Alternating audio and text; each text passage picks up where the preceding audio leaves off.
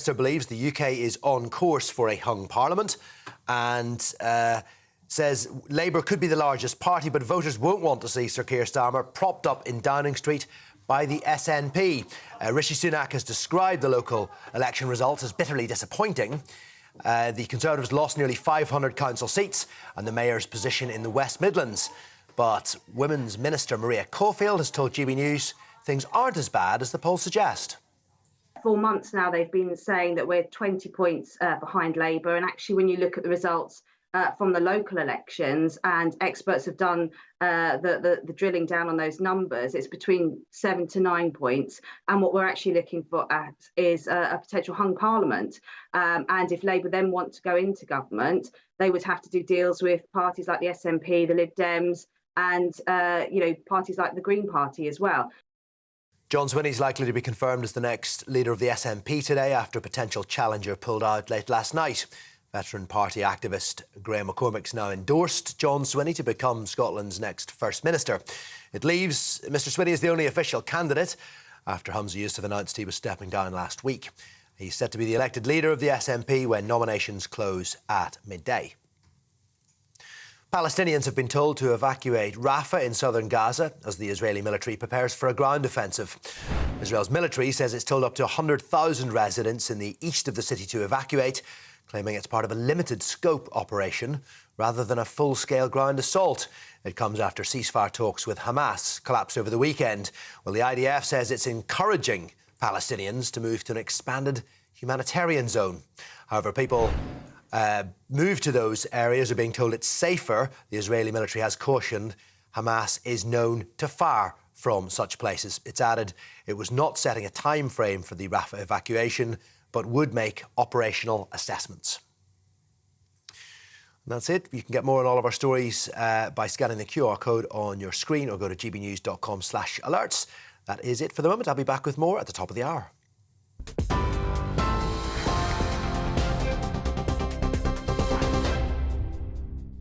Very good morning, it's 9:34. Bank holiday Monday. Yes. I would rather be here with you than at home. Absolutely. Having a holiday day. So let us know what you're doing this morning, gbnews.com/yoursay. Now, it's been a devastating weekend, if you weren't aware, for Prime Minister Rishi Sunak. Awful local election results for the Conservatives, while Labour's Sadiq Khan has been voted in again as London Mayor. And former Tory West Midlands Mayor Andy Street, unbelievably, lost his post as well. Who votes for Sadiq Khan? Who genuinely feels that London is a better place now than it was 6 years ago? I don't understand it. Well, if you thought things couldn't get much worse, listen to what the former Home Secretary, Suella Braverman, has subsequently had to say. The Prime Minister is going to be leading us into the next general election, whether we like it or not.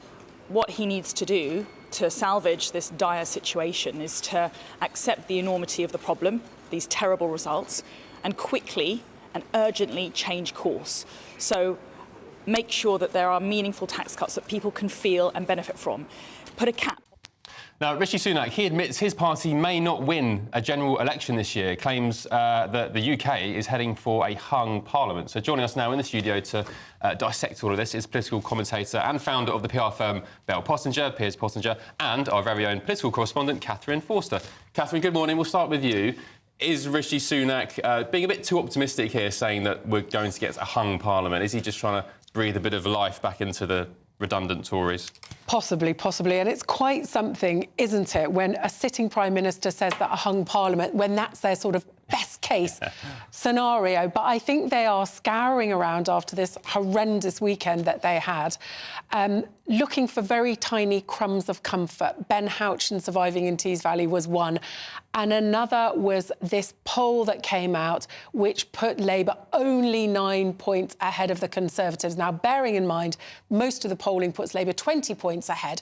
This, of course, they have latched onto, and they've said, look, we might be looking at a hung parliament. And, of course, the reason that they're doing this is to send a message that to Conservative voters, it's not necessarily a given that there's going to be a huge Labour majority. Therefore, you're fine to just sit on your hands because you're very cross with us, or go and vote for reform because you're very cross with us.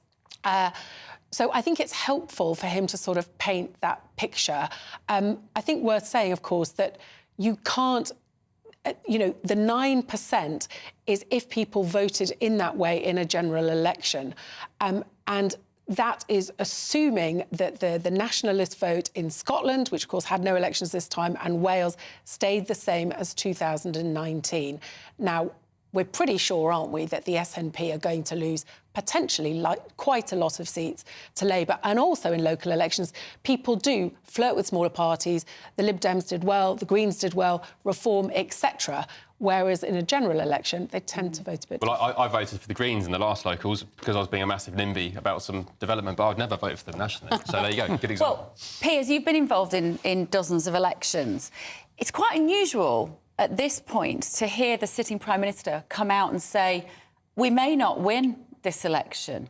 Normally there is a positivity, I think actually sometimes it doesn't land with the public, but this idea that you just have to be towing the party line. I find his honesty in this quite refreshing. Well, honesty, yes, maybe. I mean, he is a man of integrity and he's an intelligent man, but he seems to not have much political nous and certainly no ability to communicate any viable policies to the electorate, as these results showed. But he's also clinging on to the extrapolation by Professor Thrasher that there'll be a hung parliament. Now, his figures, by his own admission, don't include Scotland, for example, where the SNP will likely get, the Labour Party will wipe out the SNP, who are in even more disarray, of course, than anywhere else. And there were crumbs of comfort. Actually, as Andrew Pearce pointed out, Angela Rayner's constituency, she's only got a majority of just over 4,000. And with the Gaza vote around her, she must be very nervous. So, and also, again, the British people tend to vote against things rather than for things. And these elections show that everyone was voting against Conservative, not necessarily for Starmer, whose policies are still, no one knows what policies they are. He talks in utopian terms about, we're going to make the National Health Service better, we're going to give every child an excellent teacher. This is all pie in the sky, and he's got no idea how he's going to pay for all this. Well, there were more than 40 councillors who won their seats playing on the Gaza issue. Exactly, and that's very worrying for Labour because George Galloway is targeting Angela Rayner's seat, for example, and others. So it may not be plain sailing, but personally and obviously to I think just about everyone in the country, it's game over for the Conservatives. Labour are going to sweep to victory. It's a question then of how long they last before the electorate wake up to the catastrophic voting they've just done and brought in a government whose policies, such as they are, if you look at the fine print, which you always have to do, particularly with the Labour Party, are really, really dangerous things they're planning to do without any real idea how they're going to pay for it, as I keep saying. Piers, what do you make of these calls from One Nation Tories? Some might call them Tory wets. Yeah. For example, Mark Harper, yeah. Andy Street, even in his announcement, his defeat yesterday or Saturday, he was saying, do not lurch to the right. Warning, warning, do not lurch to the right. It's not an election winner. Well, it is, actually, because the centre ground has proved not to be an election winner. And when you've got a Chancellor like Jeremy Hunt, who's a committed Remainer and doesn't give much thought to his future because he's got a safe job in the city, I'm sure, lined up, and he's not going to ever run as leader because he'd never be leader. And you've got people in the centre of the Conservative Party who have caused this, and to pretend that it's a vote winner when you've just lost. I mean, I'm sorry, that is just crazy. But doesn't that just personify the Conservative Party of recent years? They just don't seem to get it. I say week in, week out, there's something wrong with their heads where they just don't get it. It's obvious to everyone else, You're except the most important people. They're not listening. They are not listening to what people want and what people need to hear. But Suella Braverman, who I'm not her biggest fan by any means, but she is right. It's no good producing a raft of announcements. People need to see something tangible, and there's no point for Jeremy Hunt to tweak at the tax around the edges. It's got to be significant. There's got to be real, tangible progress, because after all these years in government, the Conservatives do look very tired, very poor, and this is certainly not the A-team.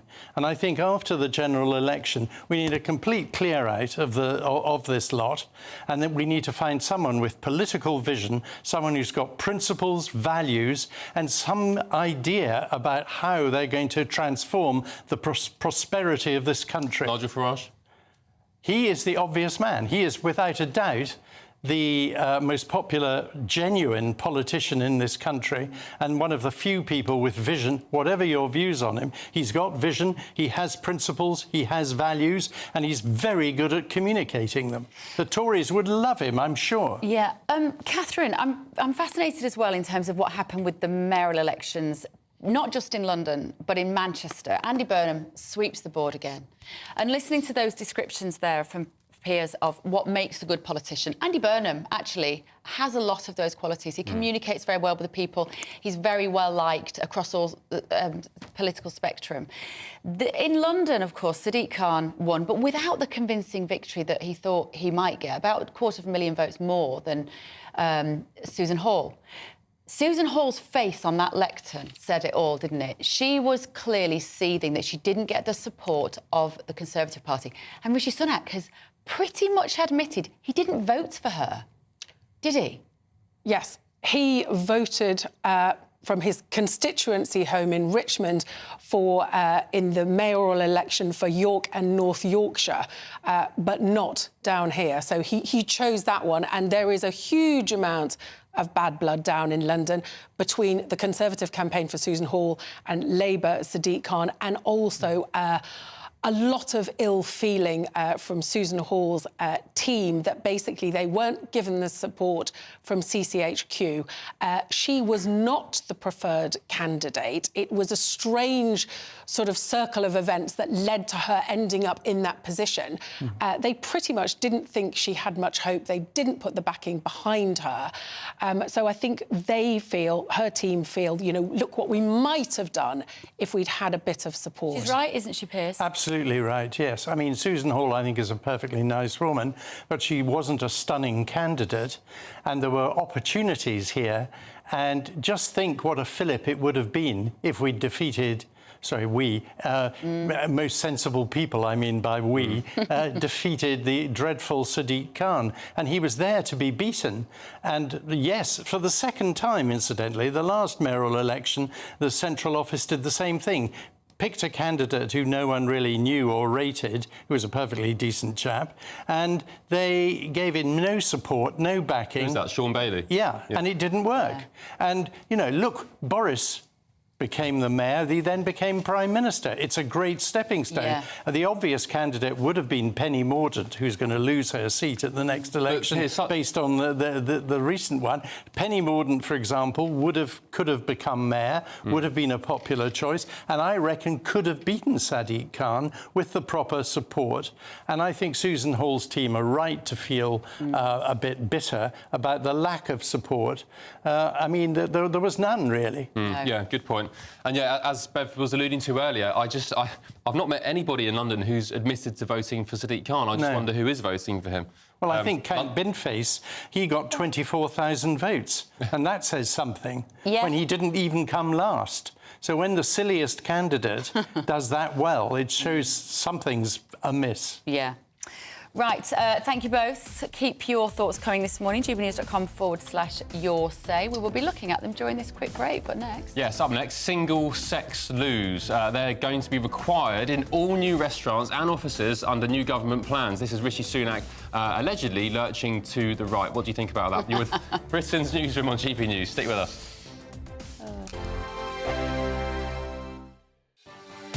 Martin Daubney, weekdays from 3 p.m.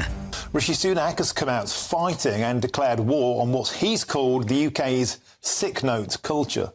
The country's welfare state bill costs the average taxpayer now £2,000 every single year for every British taxpayer. Astonishing numbers, Catherine, simply mind-bending. 69 billion quid every year now goes on benefits. I paid my tax bill last month. Where did your tax go? I clicked on it. Long-term sickness and benefits is now second only to the NHS on what we spend our tax pound on. This is simply unsustainable. That's exactly what the Prime Minister said. 69 billion a year on long-term sick and disability benefits, projected to rise to 90 billion by the end of the next Parliament if nothing has done. As he said, it is totally, totally unsustainable. And the message from Rishi Sunak really is, tough love. You're going to take your medicine. It's going to be good for you. You may not like it. Let's have a look at what he had to say earlier. Everyone with the potential should be supported, and not just to earn, but to contribute and belong. And we must never tolerate barriers that hold people back from making their contribution and from sharing in that sense of self-worth that comes from feeling part of being something bigger than ourselves. And that is why this is a moral mission, and why the value of work is so central to my vision for welfare reform. Certainly, Rishi Sunak said in the speech, in the period since the pandemic, something has gone wrong. Of course, millions of people had their wages paid by furlough. Now, that was an entirely artificial situation in an exceptional circumstance, but quite a lot of people left the workplace and simply haven't come back. 2024, a battleground year. The year the nation decides. As the parties gear up their campaigns for the next general election. Who will be left standing when the British people make one of the biggest decisions of their lives? Who will rise? And who will fall? Let's find out together. For every moment, the highs, the lows, the twists and turns. We'll be with you for every step of this journey. In 2024, GB News is Britain's election channel. I'm Patrick Christie's. Every weeknight from 9, I bring you 2 hours of unmissable, explosive debate and headline-grabbing interviews. What impact has that had? We got death threats and the bomb threat and so on. Our job is to do what's in the best interest of our country. You made my argument for me. My guest and I tackle the issues that really matter, with a sharp take on every story. I'm hearing it up and down the country. That was a beginning, not an end. Patrick Christie's tonight from 9 p.m. only on GB News, Britain's news channel.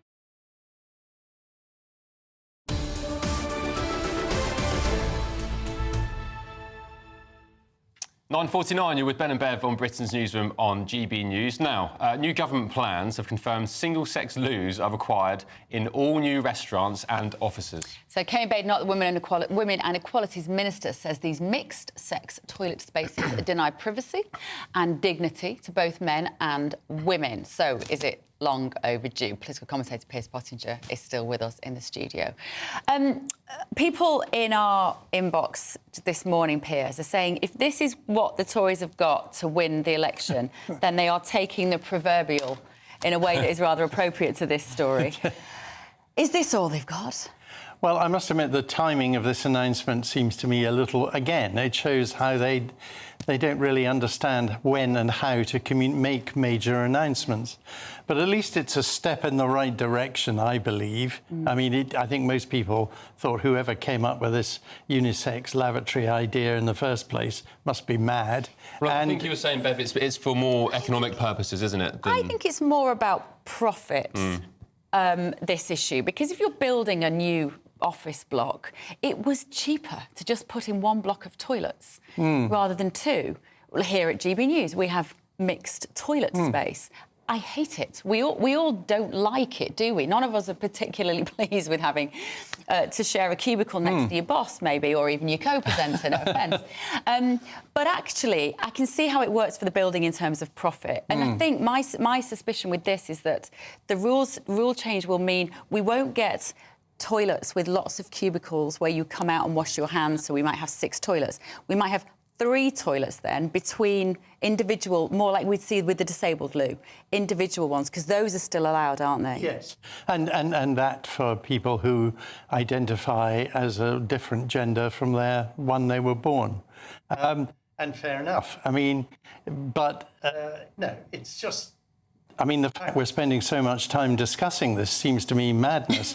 I mean, it's it's really very simple, and I think this is a straightforward announcement. I think it'll be welcomed by, but certainly every Conservative voter will welcome this. And of course, it is a little bit of Kemi Badenoch trying to show that she's moving away from the wokery and trying to begin to set herself up to be the next leader after the election. And she's the clear favourite to be the next leader of the Conservative Party. But again, Piers, isn't this just all too little too late? Yes. Why didn't they do this years ago? Well, of course. Why are they so reactive? Well, why didn't they stand up to wokery? I mean, the irony is that Britain has become more woke than ever before under a Conservative government. And no one has been brave enough to say, look, common sense says this is rubbish, nonsense, let's not do X or Y, it doesn't make any sense. And they're too afraid. Everyone's got into this victim, I'm so easily offended culture. I mean, let's get on with life and let's concentrate on the major issues rather than stuff like this, which is, quite frankly, it should be an absolute given. It's a simple thing, but I do think it's unfortunate they announced it the day after bad results, because it does look like, oh, we're grasping at straws here to try and win some favourability. And anyway, it's insignificant, because by the time the election comes, probably in the end of November, because they'll wait till the very last minute, clinging on and hoping for a miracle of some kind, that Will they not have something special to deliver in the autumn statement, perhaps? That we'll have lots and lots of announcements. But, I mean, again, as Suella Braverman said, they can make all the announcements they want, but is it going to actually make any difference, real difference to the average voter before the next election? And the answer is they don't have time for that. It's just not going to work.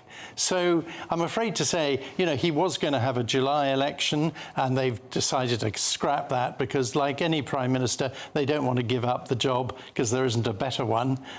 And so he's clinging on till November in the hope and talking about the hung Parliament nonsense, and then, because it won't be, but also hoping above hope that somehow there'll be something will happen to the Labour Party that'll have a disastrous effect on it. Now, that could still happen, but I mean, we don't know what that is, and it's not in the control of the Conservative. You never know about the Muslim vote. That could escalate. They could really get out of control depending on what happens in Gaza. I mean, it's amazing that issues thousands of miles away are affecting our own politics here. You know, it's a bit mad. What did you make of this? Oh, we've got to go, Piers. We could have... I was going to ask you what you make of this Muslim councillor shouting Allahu Akbar when he won, but I think I know what you think about that. We'll be getting onto that in the rest of the show. Don't go anywhere. We're going to be marking the fact that it's 1 year today since King Charles's coronation. Do you remember it fondly? This is Britain's Newsroom on GBNews.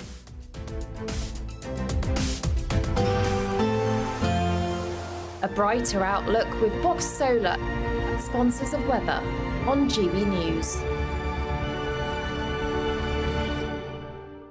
Good morning. Welcome to our latest GB News weather forecast from the Met Office. Well, looking ahead to the new week, after a mixed start to the week, it does turn drier and brighter as we head towards Wednesday and Thursday. But out there at the moment for this bank holiday Monday morning, we've got some fairly heavy rain across parts of southeast England, and it will linger here through much of the day. Also quite cloudy across parts of Scotland and Northern Ireland, with some outbreaks of rain here too. In between, a brighter zone, but we will see a few showers develop, and some of these showers could potentially be on the heavy side. But in the sunshine, highs reaching around 18 or 19 degrees, but feeling quite cool along some eastern seaboards of Scotland and northern England.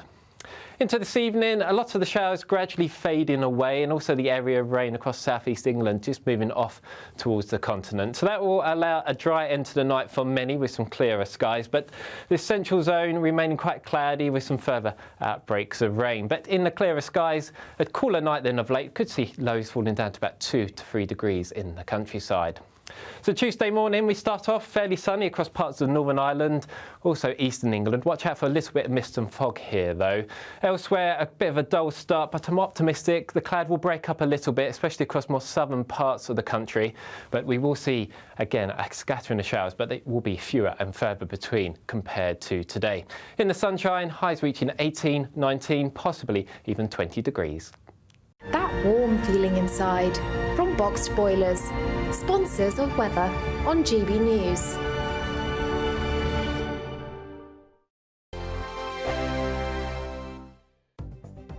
latest GB News travel.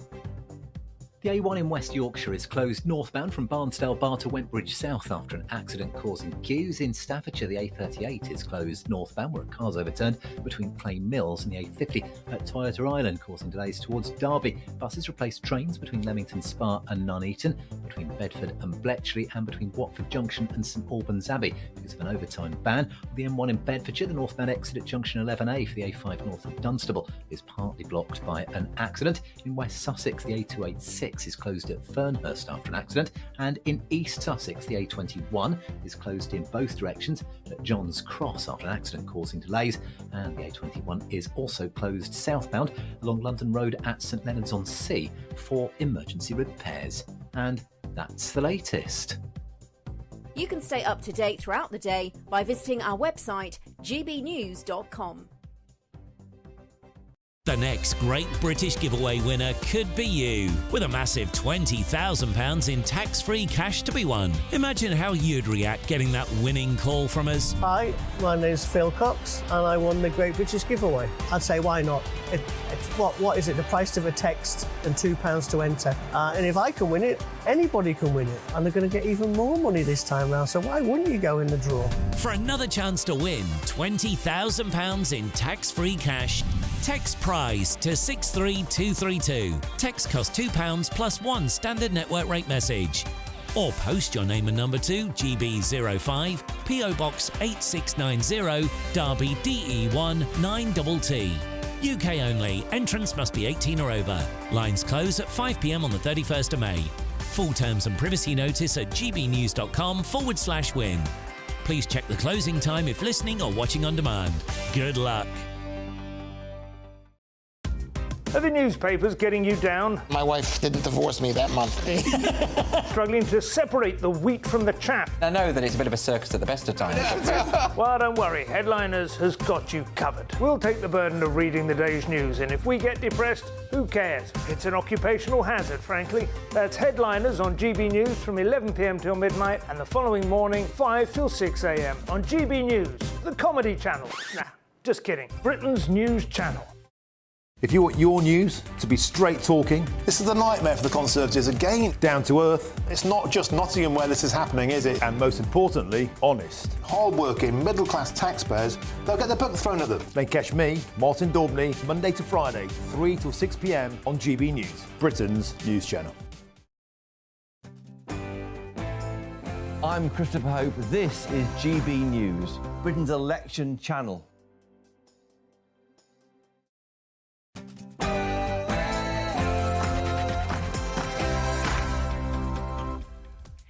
10 a.m. on Monday the 6th of May, a bank holiday Monday, of course. This is Britain's Newsroom on GB News with me, Bev Turner, and Ben Leo instead of Andrew Pierce. Very good morning to you and happy bank holiday. Coming up on the show, Rishi Sunak has said the country is heading towards a hung parliament after poor local election results. Because it is right for the region. He needs to do to salvage this dire situation is to accept the enormity of the problem, these terrible results, and quickly and urgently change course.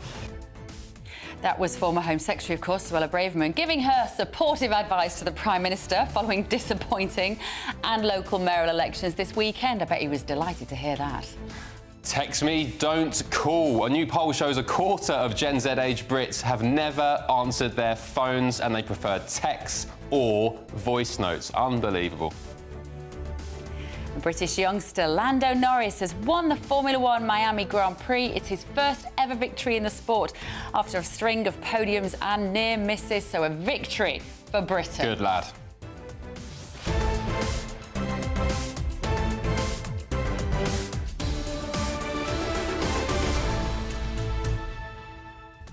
We're taking it as a British victory anyway. We'll just He's a Brit. He's from Bristol. He's 24 years old. He's not a rookie, let's say that, but he's been in the sport a few years. But everyone's so happy for him because he's had a string of second places, third places, and he never could quite clinch that victory. But he's done it. And I was saying to Bev earlier, I was watching his dad speak earlier about how proud he was and happy he was that his son had finally done it. And it was just really special. I really enjoyed it. It's a feel-good bank holiday story. Absolutely. Let us know what you're doing today. gbnews.com/your say. First, the very latest news with Aaron Armstrong.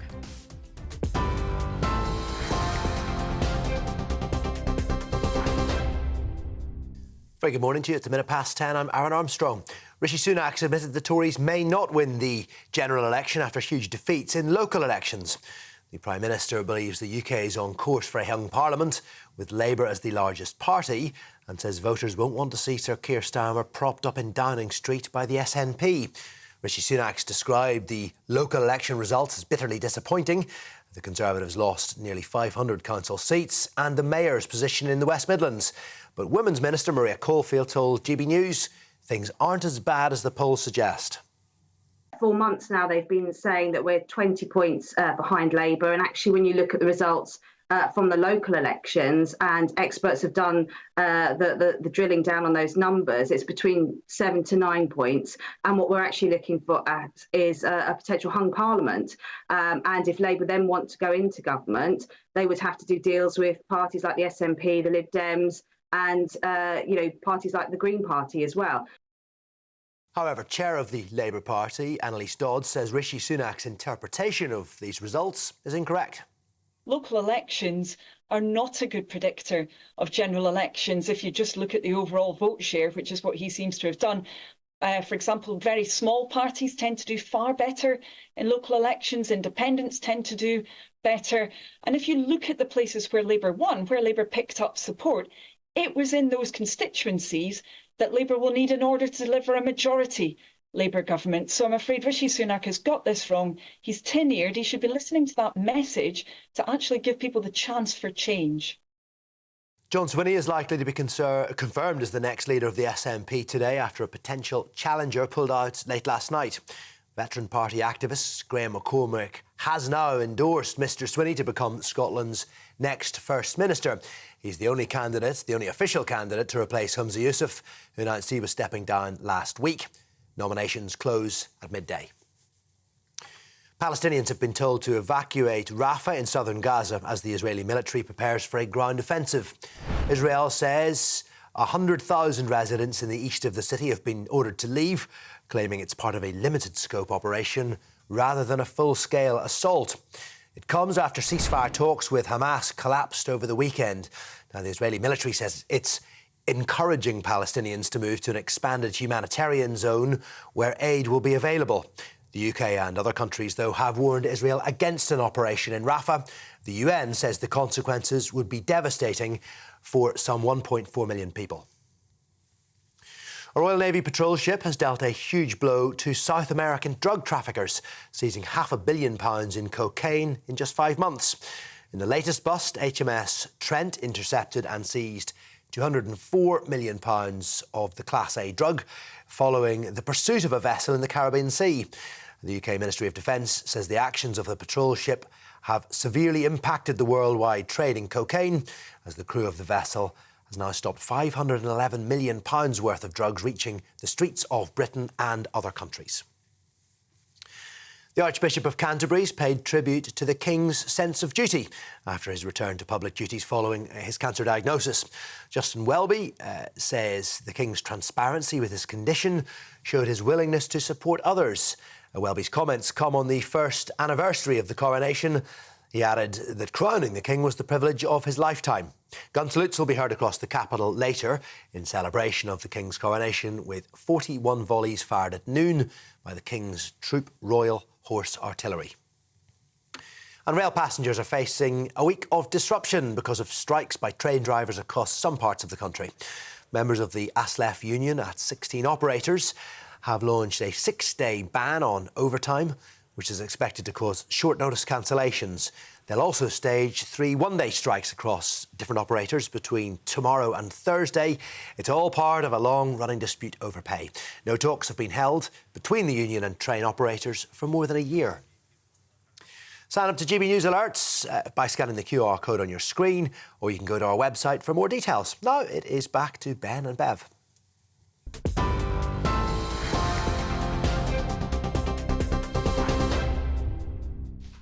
Hello, welcome back. It's 10:06. You're with Ben and Bev on Britain's Newsroom on this Monday bank holiday. Tell us what you're up to today, by the way. I'm keen to know what you're all doing, aside from watching us, of course. I'm sure you have lots of plans for later today. And if you go out the house, you can put us on the radio. Remember that. That's the beauty of GB News. Well, there's lots of things that are great about GB News, obviously, but you are our most important asset, and you've been getting in touch this morning. And Paul has said, as Sunak admits, the turnout to vote in the recent local election was extremely poor, below 30% in some areas.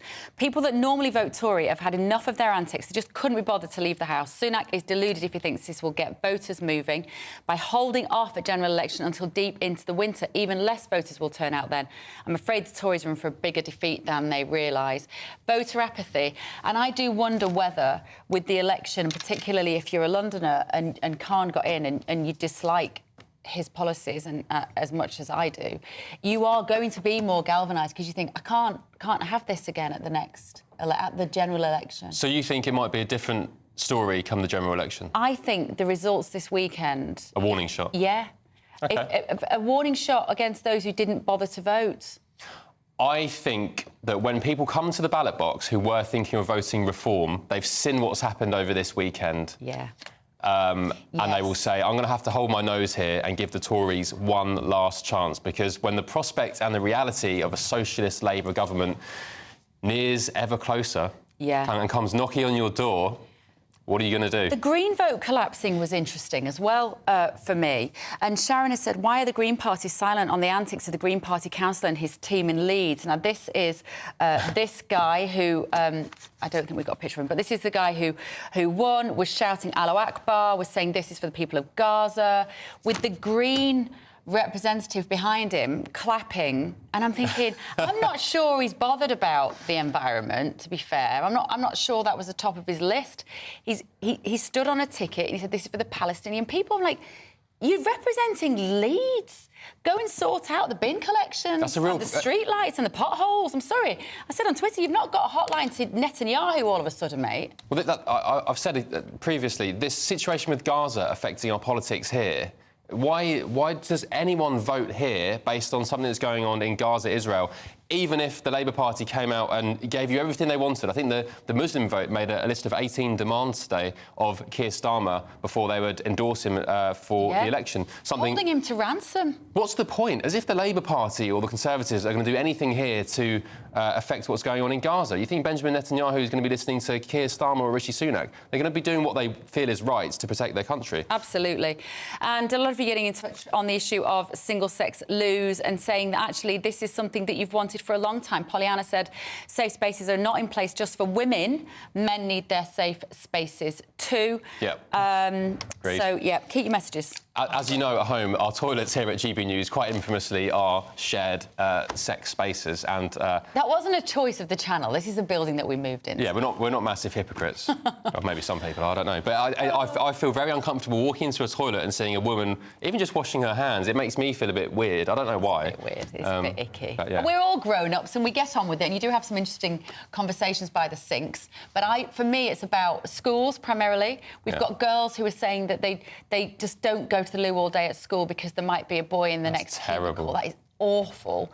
And also, I'm a big fan, actually, of nightclubs and nighttime venues having separate loos, because when you've got daughters going out and you want them to think... And also, I'll say this, it's probably a bit early in the morning for it, but women's loos generally, I'm told, are just a lot cleaner and more hygienic than blokes. So there we go. Right, is it time for... it's time up for Prime Minister Rishi Sunak. It's been a terrible weekend for him.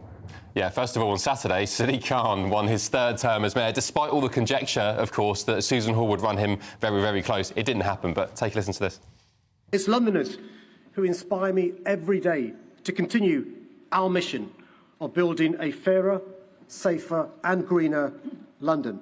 And in what I hope will be a year of great change, a future Labour government led by Keir Starmer working with us in City Hall will mean we can go much further and accomplish so much more.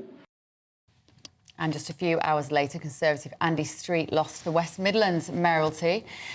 He had been expected to retain that. He lost to Labour's Richard Parker by just 1,508 votes. Yeah, and I think if Reform... Were they involved in that vote? I think I remember reading, I need to check, if Reform weren't there, he would have won it, no problem. And now, of course, Suella Braverman, the former Home Secretary, she called Sir Keir Starmer, she said that he had the personality of a peanut. And talking about Rishi Sunak, he said that he must change his political course to remain in power, as there's no time to change Tory leader. So let's hear from Kevin Schofield now, political editor of the HuffPost. For your thoughts, Kevin. Good morning. What's Suella Braverman up to? Is she positioning herself as a potential leader of the Conservatives this week? Oh, without a doubt, you know, she will be in the mix after the election when I'm sure the Conservatives lose and there'll be a new Conservative leader, a contest for it at least. She'll be in the mix along with Kemi Badenoch, Penny Mordaunt, Priti Patel, Robert Jenrick. It'll be a list as long as your arm. So yeah, she's getting in early and setting her pitch out for the right of the party to get the support of the right of the party, because she's right, it's too late now to change leader. I think even Tory MPs who are opposed to Rishi Sunak appreciate that with 6 months to go, probably till an election, it would be a bit daft now to change leader. So they're stuck with him. So the best they can do is try to get him to change tack on various policies. But the problem there is he's changed tack so many times already, you know, with policy relaunches and all sorts of attempts to try and shift the political dial, and nothing seems to be working because I think voters have already made up their minds. Well, Kevin, some would argue that he could do a good job by committing to get rid of the Conservative Party's One Nation Tories, or the Wets as they're called. Mark Harper, the Transport Secretary, he was warning Rishi Sunak this morning not to lurch to the right, saying that his plan was working. Defeated Mayor in West Midlands, Andy Street, one of the first things he said in his speech after being whacked by Labour was the Tories must not drift to the right. These people, members would argue, need to go back to the Liberal Democrats before the Conservatives have any hope of winning an election again. I mean, if you look through history, though, I mean, most parties only win when they come from the centre, whether that be the centre-right or the centre-left. Most, I think, voters are pretty middle ground. They're neither right-wing or left-wing. And I think Andy Street's got a point there. I mean, he was very unlucky to lose by 1,500 votes. He came so close to a third term, which would have pretty much bucked the trend. I mean, the only other bright spot for the Conservatives on Thursday was Ben Houchin winning in the Tees Valley, and he managed to win really by pretending not to be a Conservative and certainly keeping Rishi Sunak at arm's length. He didn't even wear a blue rosette on the stage when he was elected or re-elected. So yeah, I think there's major lessons for the Conservatives to learn. But I think if they were, you know, to take Suella Braverman's advice and move off to the right now, then I think that would probably make things even worse for them. Kevin, who voted for Sadiq Khan? Quite a lot of people. Well, clearly, but who are they? He won by 200,000 votes. So, I mean, you might not be happy about that, but you can't deny he's got a mandate. Again, I mean, the Conservatives were left with a lot of egg on their face. I think on Friday night, there were some people within CCHQ were briefing that Susan Hall was going to win. Labour were as well, Kevin. No, I was just about to say, to be fair, even Labour were I know that for a fact, Labour, Sadiq Khan's campaign team were also briefing that it was going to be very close. But who, Kevin? Who voted for him? Who feels better in London now than they did 6 years ago? Safer, that you can get around and that the streets are clean. And this city is in a diabolical condition at the moment. Who's voting for him? Well, I think if the Conservatives had put up a better candidate than Susan Hall, then I think things might have been a lot closer. I mean, this is, you know, London is traditionally a Labour city, but Boris Johnson won twice because he was a convincing candidate. People liked him, and he defeated Ken Livingstone. So I think Sadiq Khan's definitely vulnerable. You know, going for a third term when you've been in power for such a long time, inevitably you're going to have made mistakes. You'll have annoyed a lot of people. People generally like a change. You know, once a politician's been in power for quite a long time, people just think, you know what, it's time to give someone else a go. So they look at the Conservatives as the alternative, and they look at Susan Hall and pretty less than convincing interviews that she gave, a pretty lacklustre campaign, and they think, well, you know, I might just hold my nose in that case and vote for Sadiq Khan. So I think the Conservatives have got serious questions to answer as well as to why they couldn't have come up with a better candidate than Susan Hall. I thought Reform would do better in London than they did. I thought Howard Cox would have got more votes in the London area. Why did that not translate into more of a success, do you think, Kevin? I mean, I think a lot is to do with your ground game. You know, if you've got many people out on the doors knocking up, getting people out to the polling station, you know, for smaller parties, it's very difficult indeed to have that, especially in a big city like London, to have the critical mass of volunteers and activists to get out, handing out leaflets, campaigning, all that type of stuff really, really matters. And clearly Labour have got a big election machine in London. So, yeah, I think that's probably, it makes it much more difficult for smaller parties to get any sort of traction. OK, Kevin, thanks very much for joining us this morning. Appreciate it. Thanks, Kevin. We've been asking you what you're doing at home. Adrian, who is a GB News member, thank you, Adrian, says, I'm in the garden. I've got the news on the radio. And you're not getting wet. Rainy, isn't it? I don't know. We haven't got any daylight here, I'm afraid. Wendy says, the sun is out, it's warm, and I'm painting the kitchen walls. Actually, I never answer my phone. This is going on to a story we're going to talk about in a minute. Or call anyone unless it's absolutely vital. I just don't like to. I'm not a young generation either, says. Actually, I find myself doing that these days. If I don't know the number, I just look at it and throw it away. This is a story about the fact that Generation Z, which is under 24, I think they are, don't ever pick up the phone or make a phone call. Yeah, well, that's it, yeah. I think these kids these days have a very serious problem that needs to be addressed on social skills. I've said before many times, you've got kids who've gone to university, degrees coming out their ears, qualified up to the eyeballs, and they come into the office or wherever, they can't look you in the eye, they can't pick up a phone, they can't knock on a door and ask questions. It's absurd. They're scared to answer the phone. Right, by the way, sorry, Bev, sorry to interject. You asked who's voting for Sadiq Khan when London is in a worse place than it was 6 years ago. Yeah. I'd argue it's people who weren't here 6 years ago, so they don't know any better. And it's probably London today is probably a much nicer place than the places they've come from. Very possibly. i.e. migrants. I'm sure there's a huge... Well, we know that, of course. Right, up next, a Muslim pressure group has demanded that Sir Keir Starmer end military ties with Israel to win back the voters who have abandoned Labour. He's basically being politically blackmailed on a Middle East issue. This is Britain's Newsroom on GB News.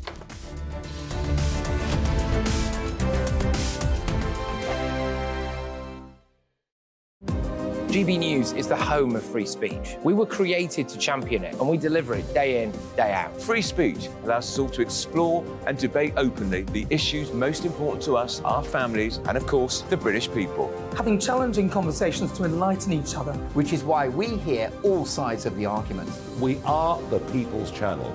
We will always stand by the freedom to express yourself. On TV, radio and online. This is GB News, Britain's news channel. This is GB News, Britain's news channel.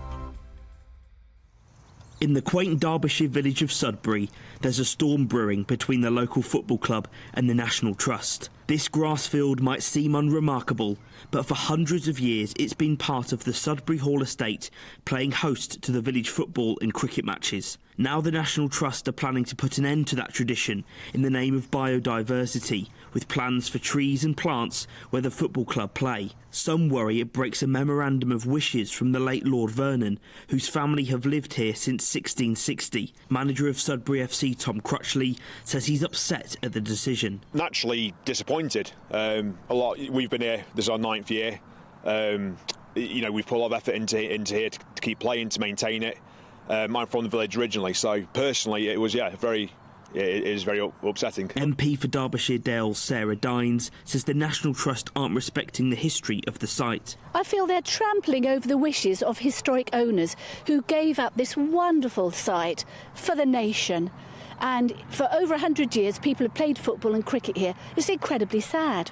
Incredibly sad, and it's against the wishes of a lot of people locally who've written to me from the village. Sudbury Hall lives under the branding of the Children's Country House, a decision which Dines says is disrespectful to the history of the estate. I mean, this is fake to make it into a children's theme park. It's almost a reimagining, and in fact that's the very words it says on their website. The house is reopened, it's been reimagined. I don't want our heritage to be reimagined. I think the National Trust it's been captured by people who have different ideas than most people in this country. Whilst the public will still be able to roam these historic grounds, the village feels like a legacy is being snatched away.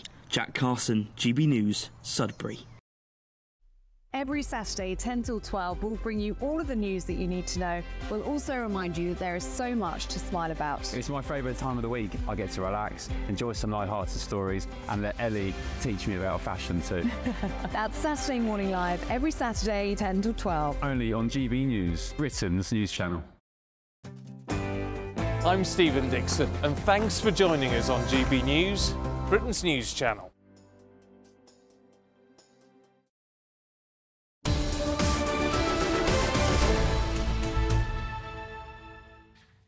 Good morning, 10:22. You're with Ben Leo in for Andrew Pearce. Did you know where you were then for a minute? You didn't call yourself Andrew Pearce, did you? No, not yet. Andrew is taking a bank holiday off, so Ben is here with me, Bev Turner, this morning, and we are delighted to say we're joined in the studio now by author and broadcaster Emma Wolfe and former Labour advisor Matthew Larser. Good morning. Right, guys, good morning. Happy bank holiday. Thank you for giving up your bank holiday morning to be here with us. Always a pleasure. Phonophobia. Yes, Matt. absolutely. What's this story about? So we've kind of known for a while that the younger generation are very keen on using their phones for actually making calls. Anything else that they are literally welded to them. But it says 1/4, a new survey today, which is on the front page of the Times, 1/4 of people aged 18 to 34 have confessed that they have never used their phone to make a call. 1/4 of people have never made a mobile phone call. That's what it said. And they said that 70% said they preferred a text or call, and 37% would rather have a voice note rather than a call. So we need to explain to people what this means, because there'll be people watching this who don't really know what we're talking about how the youth communicate. They use a Snapchat app. That's the main one that my kids use. And so all they do is repeatedly text each other. So it's like a text but on a thread. And then you leave a voice note where you record your voice, not on an answering machine, but onto the app, and then the person plays it. I'm quite a fan of the voice note. I love a voice note. I love a voice note. Absolutely love a voice note. That's an alternative, really, to leaving a message on an answering machine. So that's where we're at. So, but Emma, why does it matter that these young people can't make or take a phone call? Well, hold on. I think there's something... I'm not a young person, but I'm very with them on this. And actually, a third of people don't really like direct phone calls now. This is asynchronous communication. This is where we can kind of go to it when we choose. We can answer it when we choose. There's something quite intrusive about a phone call these days. It feels quite intrusive for someone to call your mobile phone. But also, I think there's something quite alarming. The only time I get a direct call is either the nursery, so Ludo's bumped his head, that kind of call, or it's spam. You know, you get these idiotic companies repeatedly calling you, offering you whatever it is, double glazing. People prefer to be able to message back and forth. Most of the time, they do message directly and respond immediately. But there's something about the urgency, the intrusiveness of a phone call, of a direct call, which is what people are responding. Emma, you sound like you're making excuses for young kids who can't handle the pressure of just being, existing in real life. No, you and Bev make life is tough sometimes. Sometimes you've got to work under pressure. You've got to think on your feet. Answer the phone. Yeah, the worst thing is when someone says, can I call you at 3? And then all day long, even if it's nothing, all day long you're waiting for that call at 3. And it's a nightmare when someone schedules a call. But you make a really good point, which is basically we should be able to communicate with other people in real time. We should be able to, go to a job interview, answer a phone call, do all of that stuff. Sorry to slightly change topic. There was a story last week about John Lewis giving job interview applicants, young kids, the questions in advance. Yeah. Just like that. Because they have to prepare and they can't think on their feet. Exactly. That rather defeats the point, doesn't it? There's something... we have to question what it is. And, Emma, I think that's so interesting what you said about something feeling intrusive about a phone call. If your phone rings now, you're safe. If somebody rings me, I will think, what has gone wrong? Yeah. We're all being inculcated with this idea that unless it's important, send a written message. But do you know what's important, Matt? friendship. Absolutely. Talking, connection. Totally. All of that. But our mobile phones are Absolutely. mobiles Absolutely. are quite personal things. You have your mobile with you all the time. It's not like in the old days where a phone might ring at home, might ring on the wall, which some of us remember. There's also, of course, and you'd answer it. Because everyone uses now your WhatsApp mobile. now. If you get a phone call on the phone, app rather than the WhatsApp, then you know that that's bad news because literally anybody uses it. Although what I think is rather lovely about this survey is it seems that everybody answers the phone to their mum, who remains the one person who's given a free. I think this is the sort of millennials will still answer the phone to their mums and not regard that as a microaggression, which of course it can be charged with. Before we move on to the next story, can I just read you this comment from Paul on gbnews.com/yoursay? He says, the younger generation make me laugh. They're too scared to answer the phone, but they're quite happy to take pictures of their bits and send them out to anyone. So true. But it is funny, but there is something fundamentally important here about humanity and what it is to be a human being and connection. And we wonder why so many people are lonely. Yeah. Because you know what? Which is an absolute... If I WhatsApp a mate and just go, how are you? They're going to say, fine. If I ring them, I do a lot of calling in the car, so I ring a lot from the car. If I ring a friend, they will eventually go... They'll have a sign. Yes. You know what? My mum's not so well, or the kids are playing up. And because people are very British, and people just say, okay, which is one of people saying, are you OK, is a bad thing. So you should know more an open-ended question like, how are you getting on? How's things? So at least it gives people a think. Because people saying, are you OK, is a very binary choice, and people don't like saying no, because we don't like not being OK. Yeah.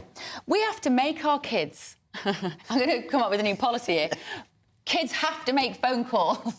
No, this all comes back to this entire online world. This all comes back to that, the fact that people are isolated, they're on their own, they're staring at a screen. You know, you don't chat to people, you don't flirt with people in a cafe, you don't chat to someone on a bus these days because... Everybody is staring at their screen. But as our viewer says, but people, it's not just bits of, it's not just photos of their bits, but it's photos of their dessert or, you know, the sunset or the view or whatever. People, you know, people will post literally to expose the whole of their lives, both the intimate and the kind of banal, but they won't actually have a conversation where they connect. Connection. And you know what? One final point in this, I would argue having the ability to say hello to someone, hold a conversation, look them in the eye and get down to their level or up to their level, wherever it may be, is worth more than any university degree. Ask most employers. I'd rather someone who's a normal human being than some dork or nerd who just can't talk. What they call soft skills now in the corporate world. Soft skills. Well, being able to talk to someone. Being able to talk to somebody. And the other guarantees, if you ever ring your mother, the mobile phone that you've set her up with will be at the bottom of her handbag. And that is, yes, that was, my mum was always like that. Very true. Right, 2 minutes on toilets, Matthew. So single-sex lavatories are going to be compulsory under building regulations. So the government is, never mind the government in the bedroom, this is the government in the loo. So all new non-residential buildings, not just government buildings, but private buildings as well, obviously shops, offices, places of entertainment, etc. Yeah, we'll have to, and not just new buildings, but those undergoing significant refurbishments will have to offer single-sex toilets. Good. Lavatories, please, lavatories. Can we just use the proper word? The word is lavatories. We're in a unique position here of actually being able to talk about what we know, because we have gender-neutral lavatories here, and we all keep them lovely and clean, don't we? Yes, but I don't like them. No. I don't, and I think there's nothing... There was some irony there. There's nothing transphobic about saying that women and men should be able to have privacy and dignity when they are using the lavatory. The problem is that you can still have unisex lavatories in this, as in the individual cubicles where you can wash your hands in there. So my worry, Matthew, is that we're going to have fewer toilets because I think that's what you're going to end up with. Actually, absolutely. Which because men love, because men are, as we know, and are dirty animals, as we were taught. They really are. I am absolutely disgusted sometimes with men in men's toilets. I just don't know what you're getting up to. Well, it's here at the GB News where we have the cubicles, but you don't have the hand basins not in the cubicles. So I think we may fall afoul if we were to have a major refurbishment. But I went in the other day and one of our female colleagues was going, "Oh, that cubicle's disgusting," and went next door. Yeah. So there are certainly dangers about it. I do think though that this is because this is private sector buildings. This is a bit big governmenty. I'm going to sound a bit sort of libertarian here, but this is a bit of government imposing things, and so I'm not totally in favour of that. I think it's fine for the government to say what schools and other things should do, which it has the levers on, but maybe we can leave, we can leave clubs and shops to sort it out for themselves. I quite like nightclubs, though, having separate loos, Emma. I can't lie. Well, what happens to the conversation? Otherwise, women, the famous powder room... Right, thank you both. For now, we are going to go very quickly to the news with Aaron, who's waiting for us.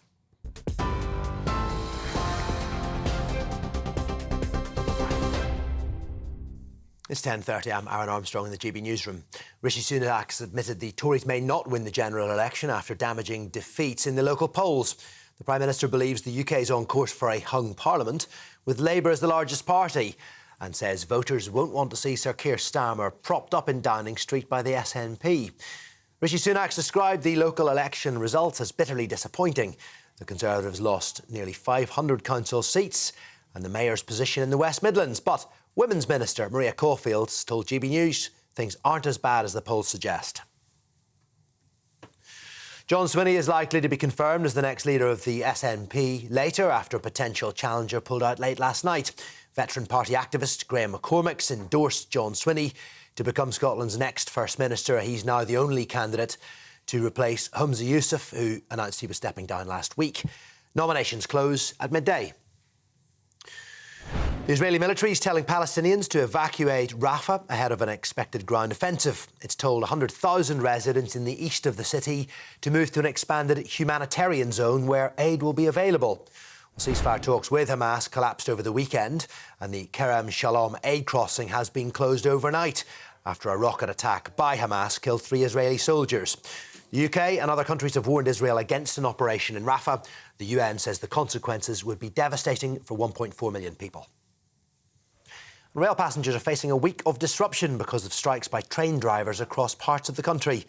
Members of the ASLEF union at 16 operators have launched a 6-day ban on overtime, which is expected to cause short notice cancellations.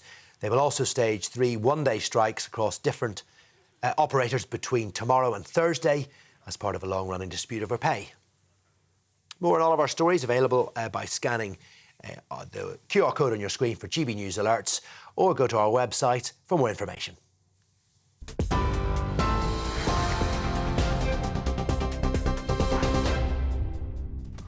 Up next, today marks the 1-year anniversary since King Charles ascended to the throne. Do you remember that day? Where were you? I don't really. I'm not. I support the royal family, but I'm not overly fussed about Charles. Do you not remember what you did on the Coronation Day? Were you not working for GB News? I was. I don't remember what I was doing last weekend, so no. Sorry. Well, what were you doing? How did you watch it? I watched it at home. Well, no, I watched it at... Oh, you're right, I can't remember. There we go. No, you're right, I can't remember. I wasn't working on the day. I was working the whole week for GB News running up to the Coronation Day.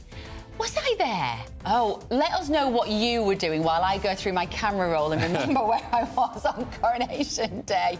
Obviously, a lot has happened in that year. But how do you feel today about the first year of King Charles? Also, it's a special royal's birthday today. Can you guess who? We'll reveal all after the break. This is Britain's Newsroom on GB News.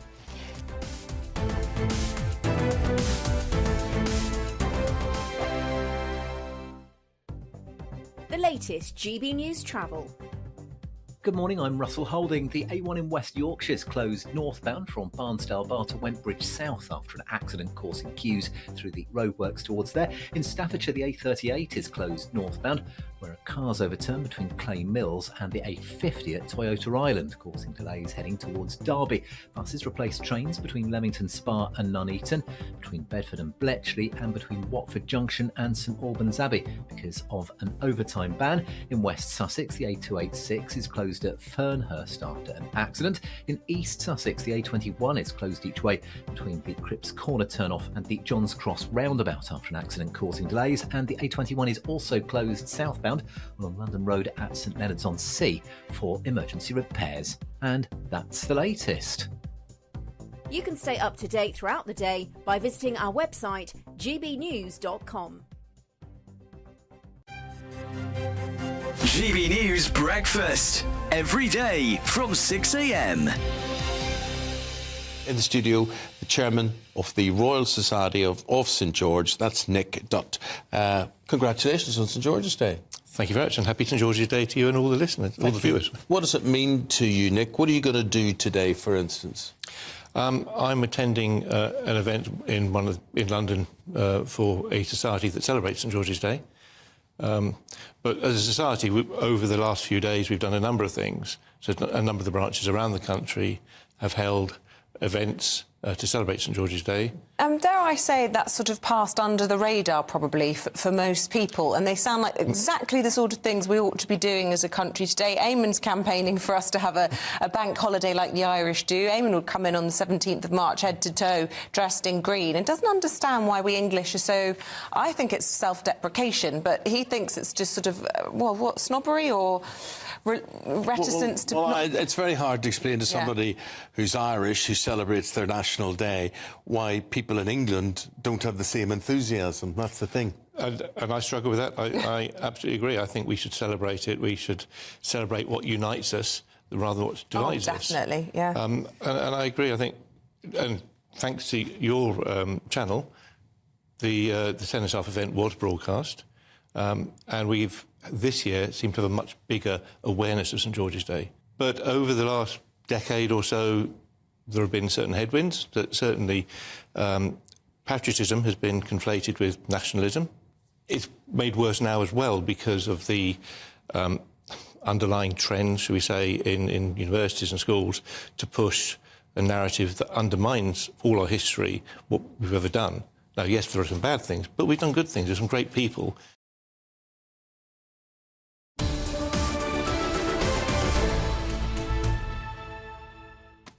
Welcome back. 10:37 with Ben and Bev on Britain's Newsroom, only on GB News. Now, as mentioned, it's the one-year anniversary since His Majesty King Charles ascended to the throne. And I remembered where I was. We had a little party at home and we watched it all. Nice. And it was lovely. It was a nice day, wasn't it? Well, feel good. 12 months on, the monarch seems closer than ever to the public, doesn't it? Particularly after this cancer diagnosis. We saw those pictures of him at the cancer centre last week, holding hands with everybody. He was very kind of warm and open, wasn't it? Yeah, doing some good work. And I also teased before the break, can you guess whose birthday it is today? It's actually Prince Archie, Harry and Meghan's son. It's his 5th birthday.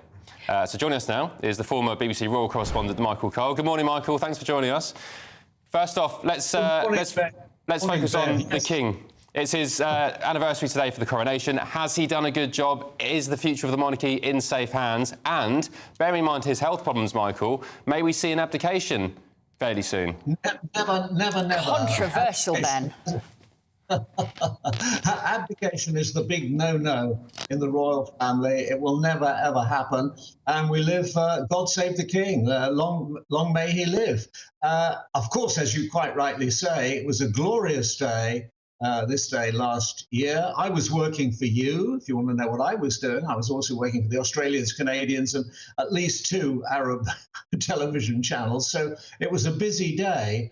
And of course, I was able to compare it with, I'm that old that I was 10 years old when the Queen, the late Queen, Elizabeth II, was crowned on the 3rd of June, 1953. And as broadcasters, I think we should remember that that was the very beginning of the television age that made television relevant and important in this country.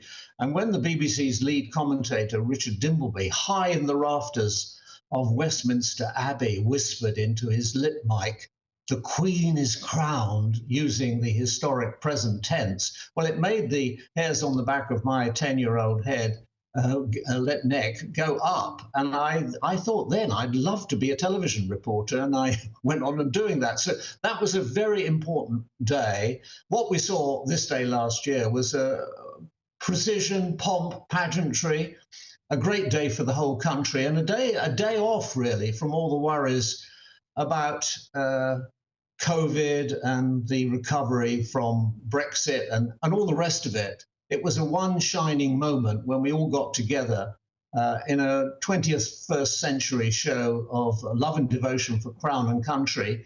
And we had a day out, and I think we all tremendously enjoyed it. But today, also, let us say happy birthday to Prince Archie of Sussex, way over there in California, 6th in line to the throne, the late Queen's 8th grandchild.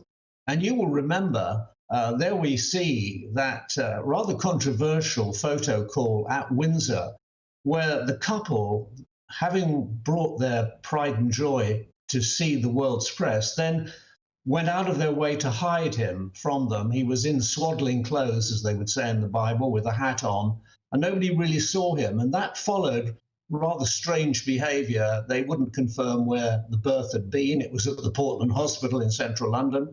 And they've never, ever confirmed the four godparents. Their identities became known later. So it was rather strange behaviour from the very beginning. And since they went into self-imposed exile, first in Canada and then Montecito, north of Los Angeles, which may have been Meghan's intention all along, we've seen very little of Master Archie, Prince Archie, who could be called Earl of Dumbarton, but they don't use that courtesy title. We've seen him with some rescue chickens, and we've heard that he talks American now and says to people who come to stay with them, drive safe when they leave, you know, very nice. That's a shame. American. I think it's a real shame, Michael. We were talking about the King. This, you know, His Majesty hasn't really seen Archie, and yet we've got a Prince of the Realm in California. I don't know. No, happy birthday to the kid. He's the same age as my boy, so nothing against him, but what a shame that, you know... Yeah, and the decisions, really, that they've made, which has meant that boy has not grown up with his cousins at all, seeing his grandparents, his aunties and his uncles, because of that family feud. It is, I think, on that level, on a day like today, actually, even though it's like, well, great, there's a child turning 5. I think it makes us reflect, really, on what's happened there to the royal family. But talking of reflecting, Michael, if anybody had told us a year ago today that fast forward 12 months, you'll have Sarah Ferguson with cancer, the Princess of Wales with cancer, the King with cancer, we would never have believed that, would we? Bev, they say that troubles come in threes, and as you say, Sarah Ferguson, Duchess of York, breast cancer and then skin cancer, and then the 2 blows almost at once, simultaneously, the King and the Princess of Wales in hospital, and then their separate revelations that they have cancer, and aren't they dealing with them bravely? And there we see the King. Fantastic pictures these were, I thought, holding hands with people who are stricken in the same way as he is, and understanding what they're saying. And because he's been there, he is there. And I think he took a great deal of comfort from this visit, because he has his treatment alone. These people are together. They almost form clubs when they're undergoing this rather harrowing treatment they have to have. And for him to know that this goes on, and these, you know, they form little clubs, they bring cakes for each other, they form a social group. He doesn't have any of that. And listen to him, look at him listening to that. He's really taking it all on board. And he's doing what only he can do. There's only one head of state. It's a unique position. And he's leading from the front and showing that definition of courage, grace under pressure. And certainly there has been pressure. 9 months ago, 9 months after that glorious coronation, this revelation of cancer. And you were saying, Ben, about his popularity and abdication. His popularity has never been higher. 60% approval of the monarchy, and him in particular. And the Princess of Wales, who is having her own struggles, even more popular. And the Queen there, we see him, she's with him throughout, been his stay and his strength, and they make a great couple. So the monarchy is in good hands, but as you reflected, Bev, earlier, and I can't disagree with the word you said, it is so sad that he sees so little of his grandchild, Archie, and his sister, Princess Lilibet. Very, very sad indeed. And to see these 2 brothers, William and Harry, who were once so close, well, I'll tell you what, their mother would be so upset, because she always thought they would be there for each other. In fact, when they were small boys, she made them vow, made them promise always to support and love each other. So that's very sad. We celebrate, and we celebrate with your son too, Ben. He's 5 too. I remember what it was like to be 5. It was the year of the London Olympics. We went to see the last handing over of the torch. So it was a big year for me, 1948, when I was 5. Life was a lot easier, eh, Michael, when we were kids? Ignorance is bliss. Thank you, Michael. Great to see you. Michael Cole, have a lovely bank holiday.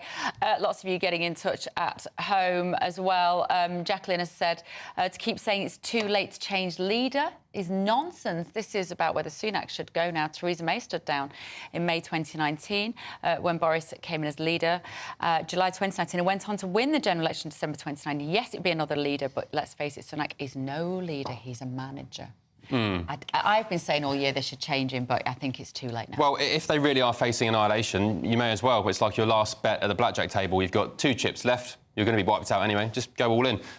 Coming up next, we're going to be speaking to a victim of the infected blood scandal. If you don't know what that is, pretty much in a nutshell, haemophiliacs, people that need a special medicine to clot their blood in the 70s and 80s, were given blood contaminated with all sorts of mucky diseases, from Skid Row prisoners, prostitutes in America, drug users. The pharmaceutical companies knew about it. People over here knew about it, doctors and so on. They're all on commission. And thousands of people... Scandal. Thousands of people were infected with different things, hepatitis, they got AIDS eventually, and thousands died. So we've got a victim of the scandal coming next, and that's ahead of the final report of the inquiry, which is out on the 20th of May. So you're with Britain's Newsroom. Stick with us for that. We'll be back in just a tick. Good morning. Welcome to our latest GB News weather forecast from the Met Office. Well, looking ahead to the new week, after a mixed start to the week, it does turn drier and brighter as we head towards Wednesday and Thursday. But out there at the moment for this bank holiday Monday morning, we've got some fairly heavy rain across parts of southeast England, and it will linger here through much of the day. Also quite cloudy across parts of Scotland and Northern Ireland, with some outbreaks of rain here too. In between, a brighter zone, but we will see a few showers develop, and some of these showers could potentially be on the heavy side. But in the sunshine, highs reaching around 18 or 19 degrees, but feeling quite cool along some eastern seaboards of Scotland and northern England. Into this evening, a lot of the showers gradually fading away, and also the area of rain across southeast England just moving off towards the continent. So that will allow a dry end to the night for many, with some clearer skies. But this central zone remaining quite cloudy with some further outbreaks of rain. But in the clearer skies, a cooler night than of late. Could see lows falling down to about 2 to 3 degrees in the countryside. So Tuesday morning, we start off fairly sunny across parts of Northern Ireland, also eastern England. Watch out for a little bit of mist and fog here, though. Elsewhere, a bit of a dull start, but I'm optimistic. The cloud will break up a little bit, especially across more southern parts of the country. But we will see, again, a scattering of showers, but they will be fewer and further between compared to today. In the sunshine, highs reaching 18, 19, possibly even 20 degrees. Join me, Camilla Tominey, every Sunday at 9:30 when I'll be interviewing the key players in British politics and taking them to task. This report basically says that he's not fit to stand trial. With an upcoming election looming over Westminster, now is the time for clear, honest answers. I agree. And that's precisely what I'll get. Is he indecisive? Incompetent? That's the Camilla Tominey Show at 9:30 every Sunday on GB News, the People's Channel, Britain's election channel. I'm Michelle Dewberry, and I'm not here to tell you what to think. I'd much rather hear what you have to say. So send in your opinions to gbviews@gbnews.com. Keep them clean, and you never know, I might read them out. With my panel here on Jubes & Co, we debate, we get stuck into the issues of the day on a show where all views are welcome, especially yours. GB News, the People's Channel, Britain's news channel. We're GB News, and we come from a proud tradition of British journalism. That's why I'm so excited to be here. It's something so new. The first news channel to be launched in Britain in over 30 years. Launched to represent the views of the British people. To go where other broadcasters refuse to go. How did you find out about the story in the first place? Launched with one aim. To be the fearless champion of Britain. It's an absolutely fantastic atmosphere here. This is GB News. The People's Channel. GB News, Britain's news channel.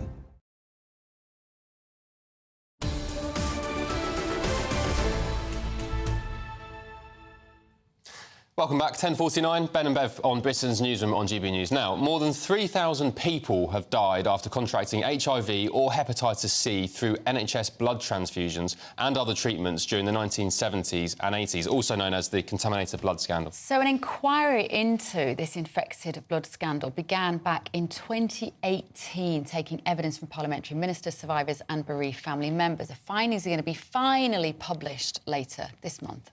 And there were now reports, some in the Daily Telegraph or the Sunday Telegraph yesterday, that some pharmaceutical giants knowingly sold HIV-infected treatments, so blood, to the NHS. So just to reiterate, pharmaceutical giants in America accused of, and there's documented evidence of this, knowingly selling contaminated blood products to the NHS, who then gave it to haemophiliac kids here in the UK in the 70s and 80s. One of those people joins us now. Let's speak to Richard Warwick. He's one of the victims of the scandal. Good morning, Richard. Thank you for joining us. Good morning. Morning. Now, look, let's just be frank. These revelations in the Sunday Telegraph yesterday about pharma companies knowingly selling products, it's not new. We've known about this for a while, but what the newspaper have uncovered is new documents proving that they knew it. How far does the rot go? There was some suggestion that doctors over here were taking commission from these pharma companies to use US blood instead of the much preferred UK blood, which was cleaner. Just explain some detail for those who don't know the story. The rot goes to the very top of government and the health service. The UK were looking for a cheap source of factor VIII because we couldn't produce our own in this country. And documents have shown from the inquiry that out of various companies, the UK preferred to buy the cheaper options of one particular company in Austria, Immuno. They produced a product in a red box and a blue box. Think of the Matrix, and they picked the blue box, which had a higher risk of hepatitis, simply to save money. So it's been known about for years. And this was all about putting profits before patients at the end of the day. And Richard, what effect has this had on your life? When were you infected, and what's the detrimental effects been on your health? Oh, crikey. Over the past 50 years, initially it was hepatitis B, HIV, Hep C, and all the side effects that come along with those viruses and the drugs I've had to take to keep them under control. I was at a boarding school. I was sent down to Trelaws in Hampshire as an 11-year-old, along with about 90 other children that were there at the time. And it was all one big project. They were actively enrolling UK to run clinical trials on them. Yeah, Richard, sorry to interject. The Trelaws School in Hampshire, as you said, it was a project of 90 or so haemophiliac children. All the supposed top doctors were there, and they were being used as guinea pigs, essentially. They were being given this infected blood. A lot of them have died. I mean, I'll say so myself, you're quite lucky to be here today. And the scandal is that the inquiry into this has been dragged on for so long. Many of the victims aren't here anymore to see justice done. That's right. I mean, from the school, we think we've only got about 13 or 14 survivors. 75 of our school friends died. So it's absolutely heartbreaking. And we're going to bring that up tomorrow when 4 of us go and see John Glenn, the Paymaster General, and we're going to put forward that point that the school, funded in part by the NHS, and unbelievably by the Haemophilia Society, to conduct this research into the boys. We're going to bring that up. And I must make one point as well. We don't want the government to deflect with any statements or any figures about compensation on the 20th, a fortnight today, when the inquiry reports. We want this to be our day. You know, we waited near 50 years for this inquiry, and we want truth, justice. We want accountability for all those that suffered and have died, and we want the government's feet held to the fire for what they've done to so many. 3,000 people have died as a result of this. Richard, we've seen recently, there are echoes here of the post office scandal. This idea of the David versus the Goliath, the sort of faceless corporate entity, which has impacted so many ordinary people's lives. Obviously, in your situation, it is, I would say, so much worse because you've lived with also daily health challenges. And that must also have impacted everything, relationships, your professional life, etc. Could you just elaborate just briefly for us a little bit on those issues? Well, it's impacted every single aspect of my life, that of my wife, my wider family. We lost a child through this. Every single aspect of my life, from employment to holding down a job to getting a pension, life insurance. It's just been impossible. Awful. I hate to use the word lucky to be here, but by some grace of God, I am still here, and I'll fight on with others until we get the answers we need. Yeah, listen, just stay with us for a moment because we don't want to cut you off. We've got to take the weather quickly. Don't go anywhere. A brighter outlook with Box Solar, sponsors of weather on GB News. Good morning. Welcome to our latest GB News weather forecast from the Met Office. Well, looking ahead to the new week. After a mixed start to the week, it does turn drier and brighter as we head towards Wednesday and Thursday. But out there at the moment for this bank holiday Monday morning, we've got some fairly heavy rain across parts of southeast England, and it will linger here through much of the day. Also quite cloudy across parts of Scotland and Northern Ireland, with some outbreaks of rain here too. In between, a brighter zone, but we will see a few showers develop, and some of these showers could potentially be on the heavy side. But in the sunshine, highs reaching around 18 or 19 degrees, but feeling quite cool along some eastern seaboards of Scotland and northern England. Into this evening, a lot of the showers gradually fading away, and also the area of rain across southeast England just moving off towards the continent. So that warm feeling inside from Boxed Boilers, sponsors of weather on GB News.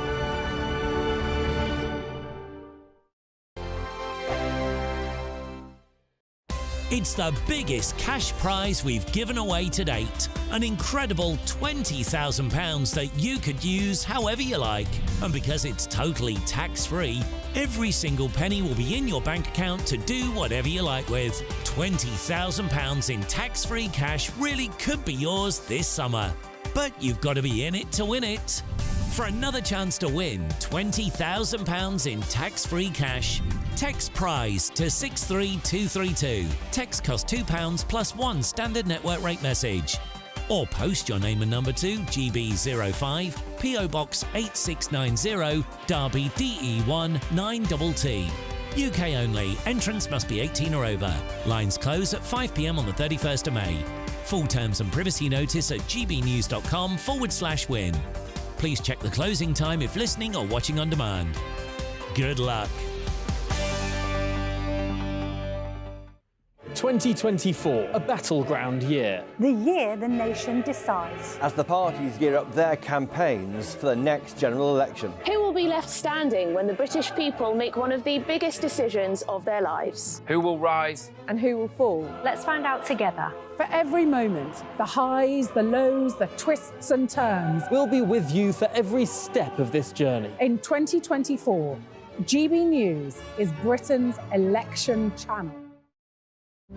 GB News is the home of free speech. We were created to champion it, and we deliver it day in, day out. Free speech allows us all to explore and debate openly the issues most important to us, our families, and of course, the British people. Having challenging conversations to enlighten each other. Which is why we hear all sides of the argument. We are the People's Channel. We will always stand by the freedom to express yourself. On TV, radio and online. This is GB News, Britain's news channel. I'm Patrick Christie's. Every weeknight from 9, I bring you 2 hours of unmissable, explosive debate and headline-grabbing interviews. What impact has that had? We got death threats and the bomb threat and so on. Our job is to do what's in the best interest of our country. You made my argument for me. My guests and I tackle the issues that really matter with a sharp take on every story. I'm hearing it up and down the country. That was a beginning, not an end. Patrick Christie's tonight from 9 p.m. only on GB News, Britain's news channel. Monday to Thursday nights on GB News with Dubes & Co from 6, followed by Farage at 7. At 8, Sir Jacob Rees-Mogg addresses the state of the nation. And at 9, join Patrick Christie's Tonight, followed by Headliners at 11. Only on GB News, Britain's news channel. I'm Arlene Foster on GB News, Britain's news channel.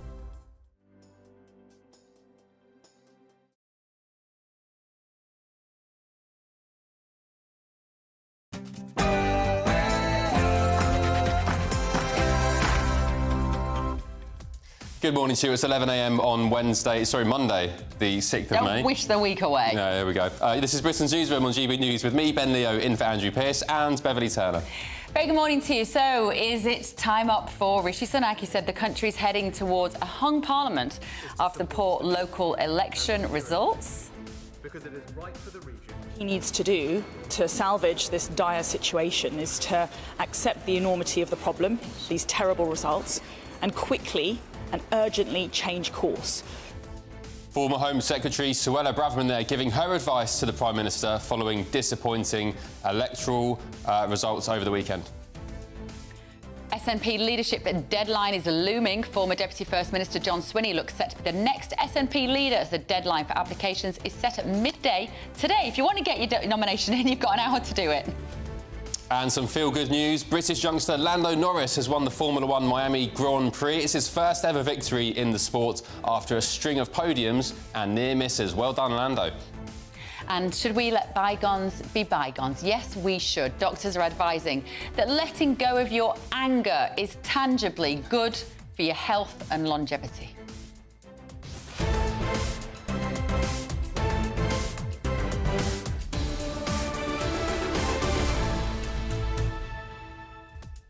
Are you a forgiving person at home? Are you a forgiving person? I forgive, but I don't forget. I don't hold grudges. I'm a very forgiving person. You have to be. Do you know what? Some people say life's short, just forgive people, you know, just move on. Yeah. But then my argument is life is short, so why tolerate nonsense behaviour? Oh, my memory's too bad to ever bear a grudge, I'm afraid. gbnews.com/your say is the place to let us know your thoughts this morning. First to the very latest news with Aaron Armstrong.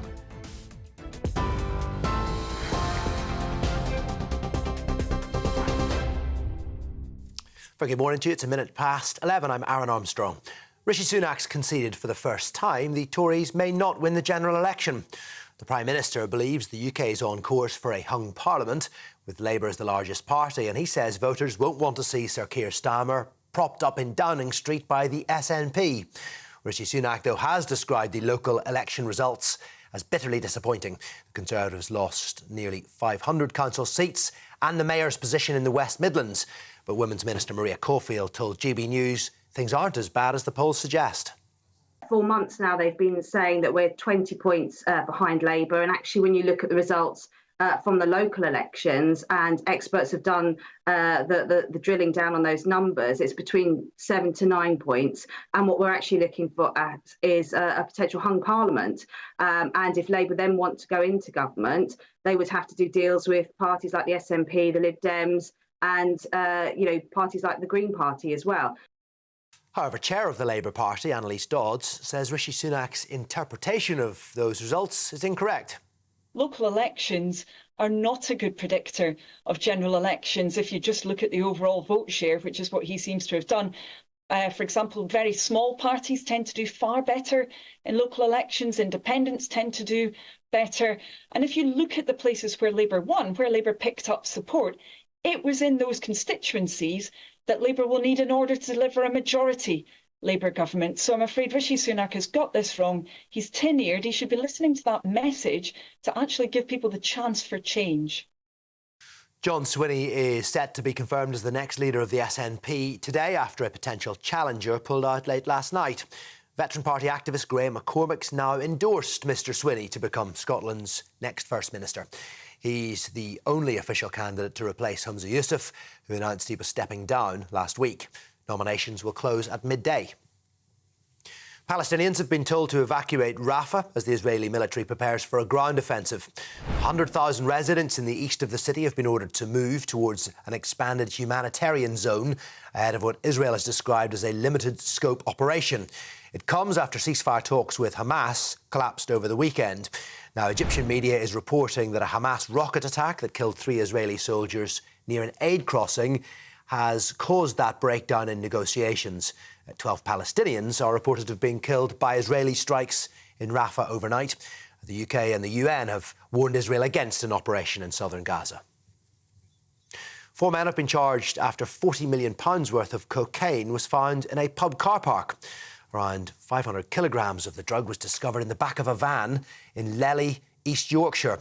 A Colombian national and 3 men from Argyll and Bute in Scotland have been arrested. The National Crime Agency says they've been charged with the importation of Class A drugs. The Archbishop of Canterbury's paid tribute to the King's sense of duty after his return to public life. Justin Welby says the transparency Charles has shown after his cancer diagnosis demonstrates his willingness to support others. The Archbishop's comments come on the first anniversary of the coronation. He added, crowning the King was the privilege of a lifetime. Gun salutes will be heard across the capital later in celebration, with 41 volleys to be fired at noon.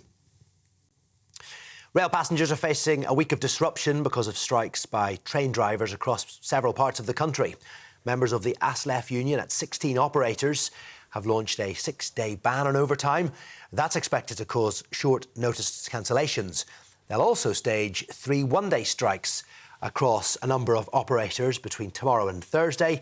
It's all part of this long-running dispute over pay. Talks have been held between the union and the train operators for more than a year. Heineken plans to reopen 62 pubs that closed earlier this year. The Dutch company says the investment of almost £40 million in its Star Pubs operation will create 1,000 new jobs. It says the plans to refurbish more than 600 establishments will turn them from tired pubs into premium locals. And for the latest, you can sign up to GB News Alerts, scan the QR code on your screen, or go to gbnews.com/alerts. Now, back over to Ben and Bev.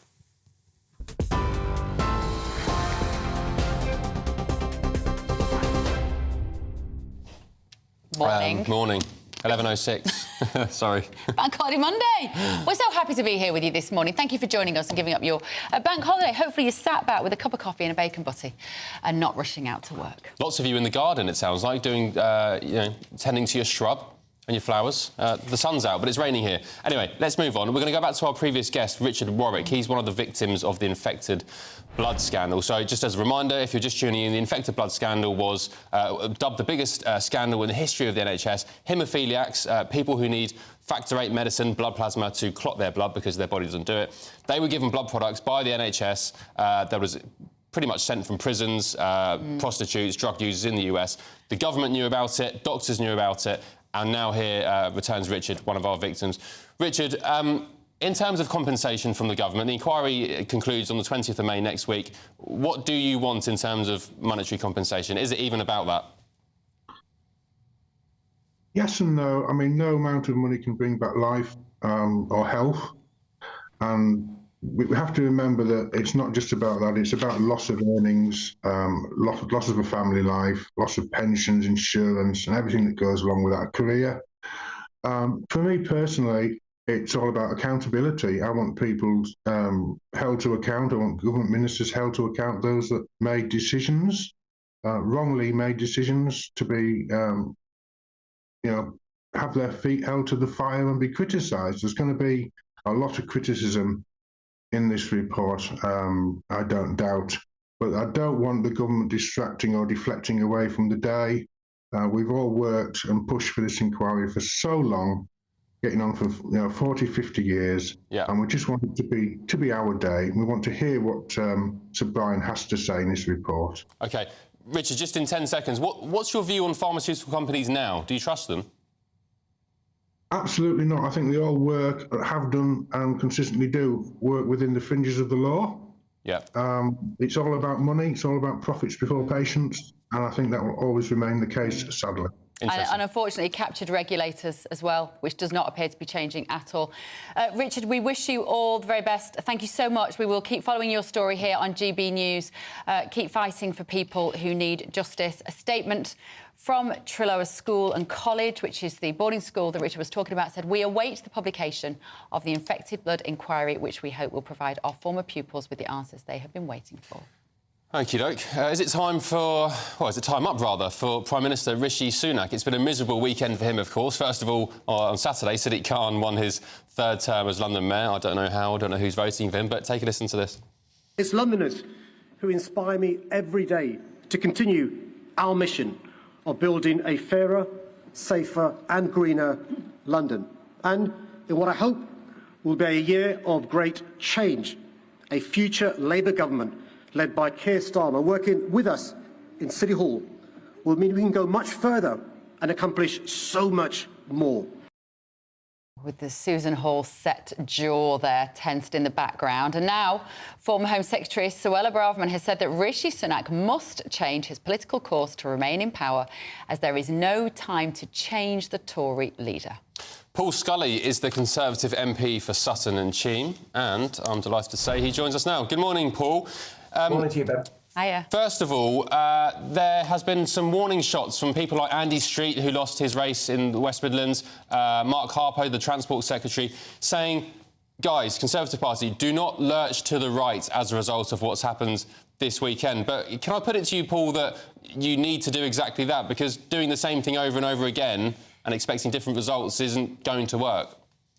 You don't lurch anywhere. I think that's the key thing, Ben. You've got to do it in a thoughtful way and, and really consider your position. I think what we've got to do now is to take a breath, show a bit of humility, realise, get the lessons that we are being told hard and fast and clear by the electorate, that they do want change, and actually come up with a narrative and a vision that shows that we can still be that change despite having been in power for so long. Doesn't necessarily mean a massive jump to the right or any other position.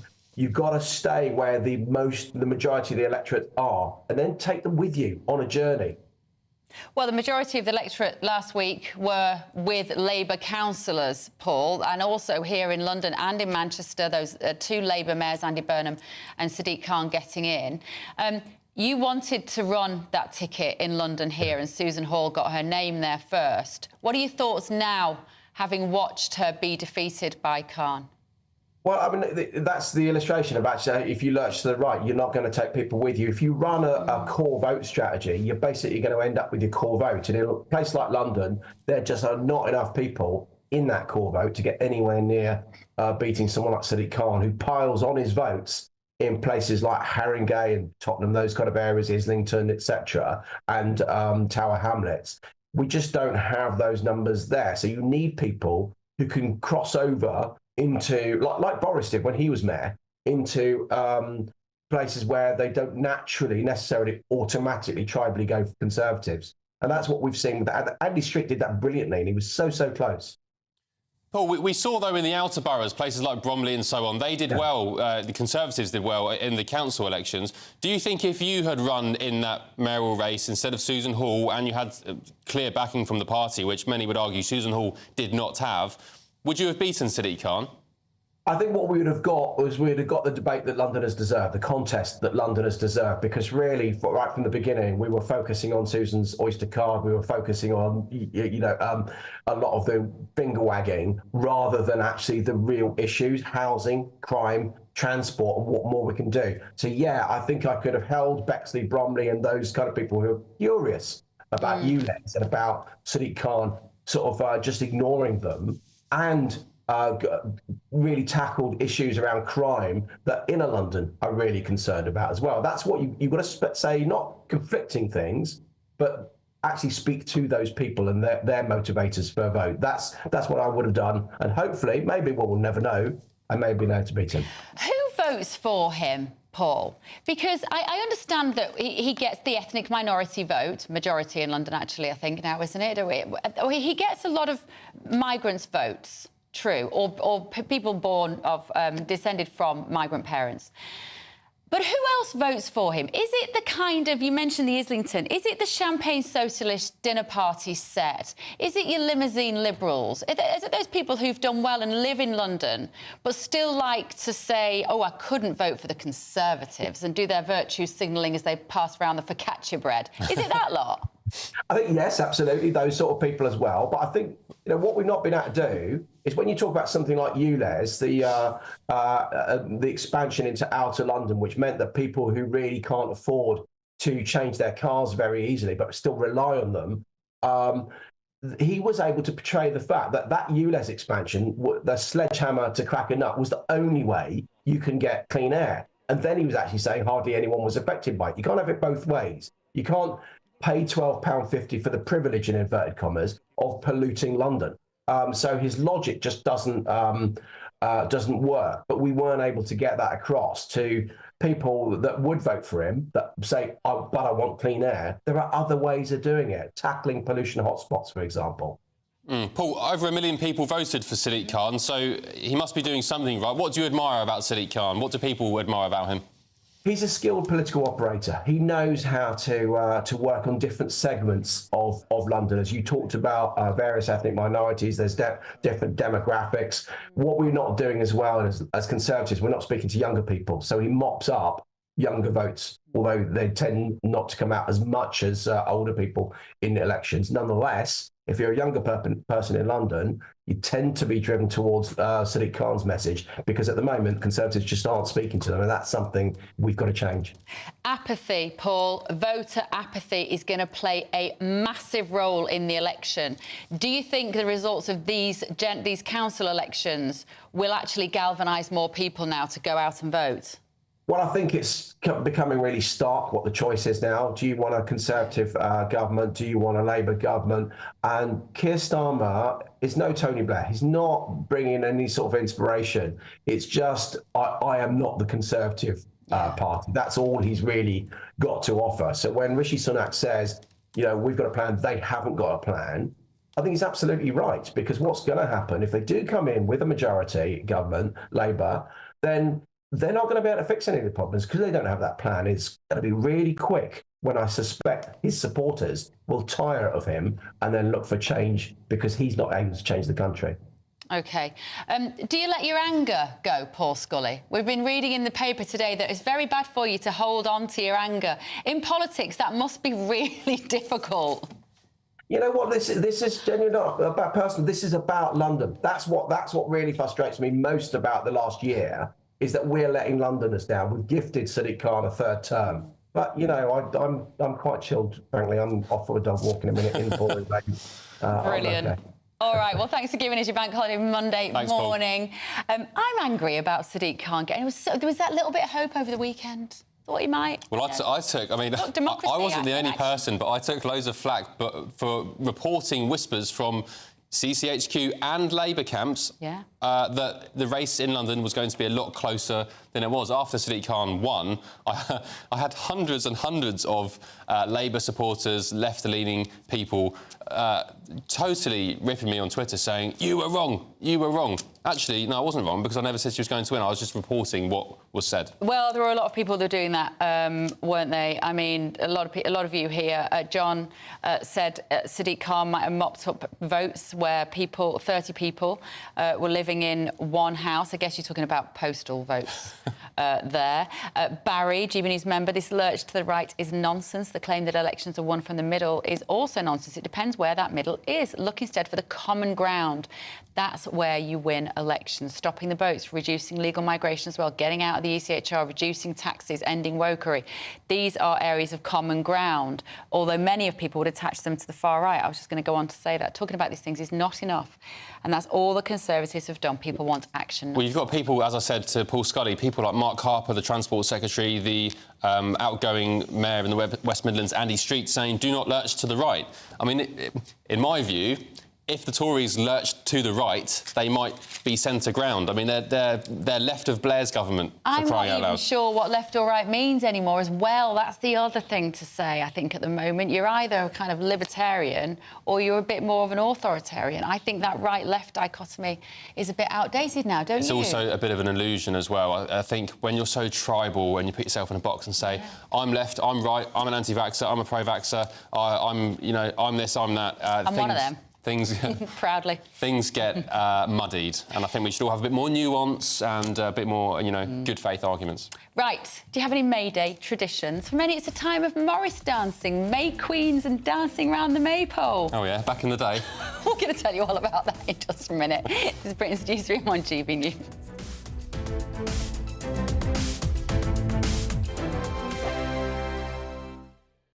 We're GB News, and we come from a proud tradition of British journalism. That's why I'm so excited to be here. It's something so new. The first news channel to be launched in Britain in over 30 years. Launched to represent the views of the British people. To go where other broadcasters refuse to go. How did you find out about the story in the first place? Launched with one aim. To be the fearless champion of Britain. It's an absolutely fantastic atmosphere here. This is GB News. The People's Channel. GB News, Britain's news channel.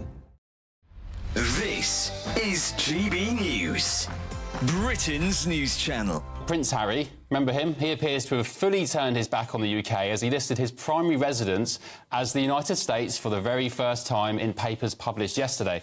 So, interestingly, Harry listed the dates on the formal US residency forms as the 29th of June 2023, last year. So that was the very same day he was kicked out of Frogmore Cottage in Great Windsor Park by his dad, the King.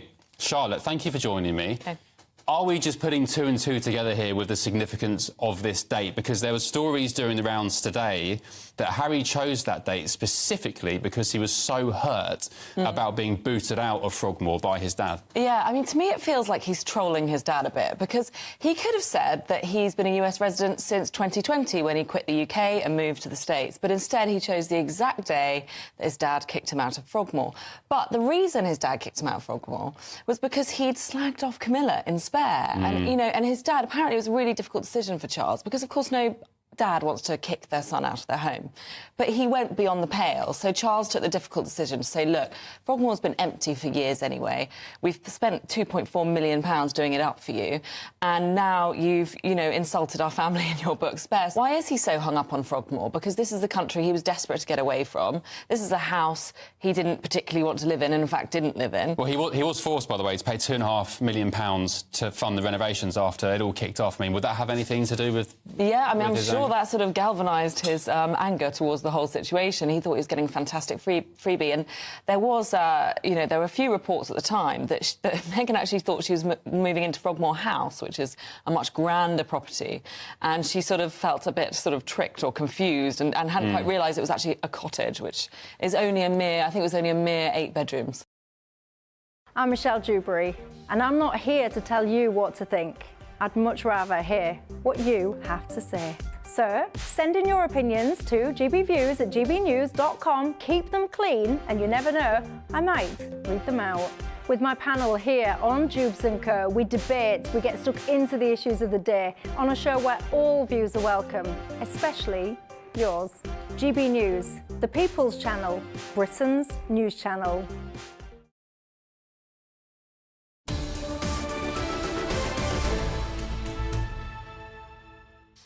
Hello, welcome back. 11:22 with Ben and Bev on Britain's Newsroom, only on GB News, of course. Now, we are rejoined by our superstar panel for this morning. Matthew Laza, former Labour advisor, and author and broadcaster Emma Wolf. Thank you for joining us. Shall we get stuck into Keir Starmer's Muslim issue? Yeah, so we saw once the sort of headlines of the Tories' defeat in most places has been sort of analysed. Moving on to looking at the Muslim vote, which obviously, since the events in Israel and Gaza, has been much talked about, and we obviously had the Rochdale by-election with George Galloway. And although Galloway's party, which said it was going to sweep Rochdale, he won only a couple of seats there and a couple elsewhere. But if you do look at it, quite a lot of independents who who made Palestine their #1 cause did very well, and in particular in the West Midlands mayoral race, which Labour won by 1,000 votes, the guy who came third is a guy who basically campaigned on Palestine. He hadn't done any politics before. I think he was a TikTok sensation, and he utilised that to make a Palestinian message, and he got nearly 70,000 votes, so nearly 70 times the margin of Labour's victory. So Labour's now reflecting on what it needs to do about that. But a group called the Muslim Vote has issued an 18-point set of demands to Labour, saying that you need to, I don't quite know who they are, I think they're self-appointed, obviously, that you need to do X, Y and Z if you are going to win back the Muslim vote. And they include things like apologising for the original stance that you took, that Keir Starmer took on Israel, Gaza, which is not going to do. So I think Labour needs to continue to do the right thing. Now, I think actually what's weird is at the moment, I think both, not just Labour, but pretty much all the political parties' demands are aligned with what the group would want, because everybody's in favour of a ceasefire because of where the situation is now. But we can't have voters dictated to, we can't have politics dictated to by any particular voter group. It needs to be what's right. Emma, exactly. So before I hear your comments on this Muslim vote situation, which you've just alluded to, Matthew, they are demanding 18 changes to Labour's approach to things, including And bearing in mind what we saw with the Green councillors shouting absolutely. Allah Akbar at whatever count that was. Yeah. Not save the planet. No. So the Muslim vote, for example, demands number 8, remove extremism definition that Michael Gove introduced. Commit to a review of public sector equality duty and a travel ban on all Israeli politicians that backs this war and support an illegal occupation. How are we having this kind of politics in the United Kingdom? Well, many of these demands are, as you say, completely unacceptable. But I really object to British politics being held to ransom in this way. I really object to candidates shouting Allahu Akbar at our polling stations. I think many people want local councillors to focus on local issues, and I think it's outrageous that Labour are being held to ransom in this way. Many people feel very uncomfortable. It's not xenophobic to say this. Of course we have to talk about the issue of the Israeli-Gaza conflict, of course we do. But when we are talking about councillors, Green or not, I can't see how he was a Green councillor, but there you go, I think Labour would be very, very stupid to kowtow to these kind of pressure. I wonder what that particular chap makes on some of the Greens' positions on social issues, as we've seen in Scotland with, trans issues, etc. I'm not sure that the identity politics that some Greens care about most would be his number one. And why are they dedicating their victories to Gaza? I mean, it's a bit like when Paul Boateng got first elected for Parliament. He said, "Today Brent, tomorrow Soweto."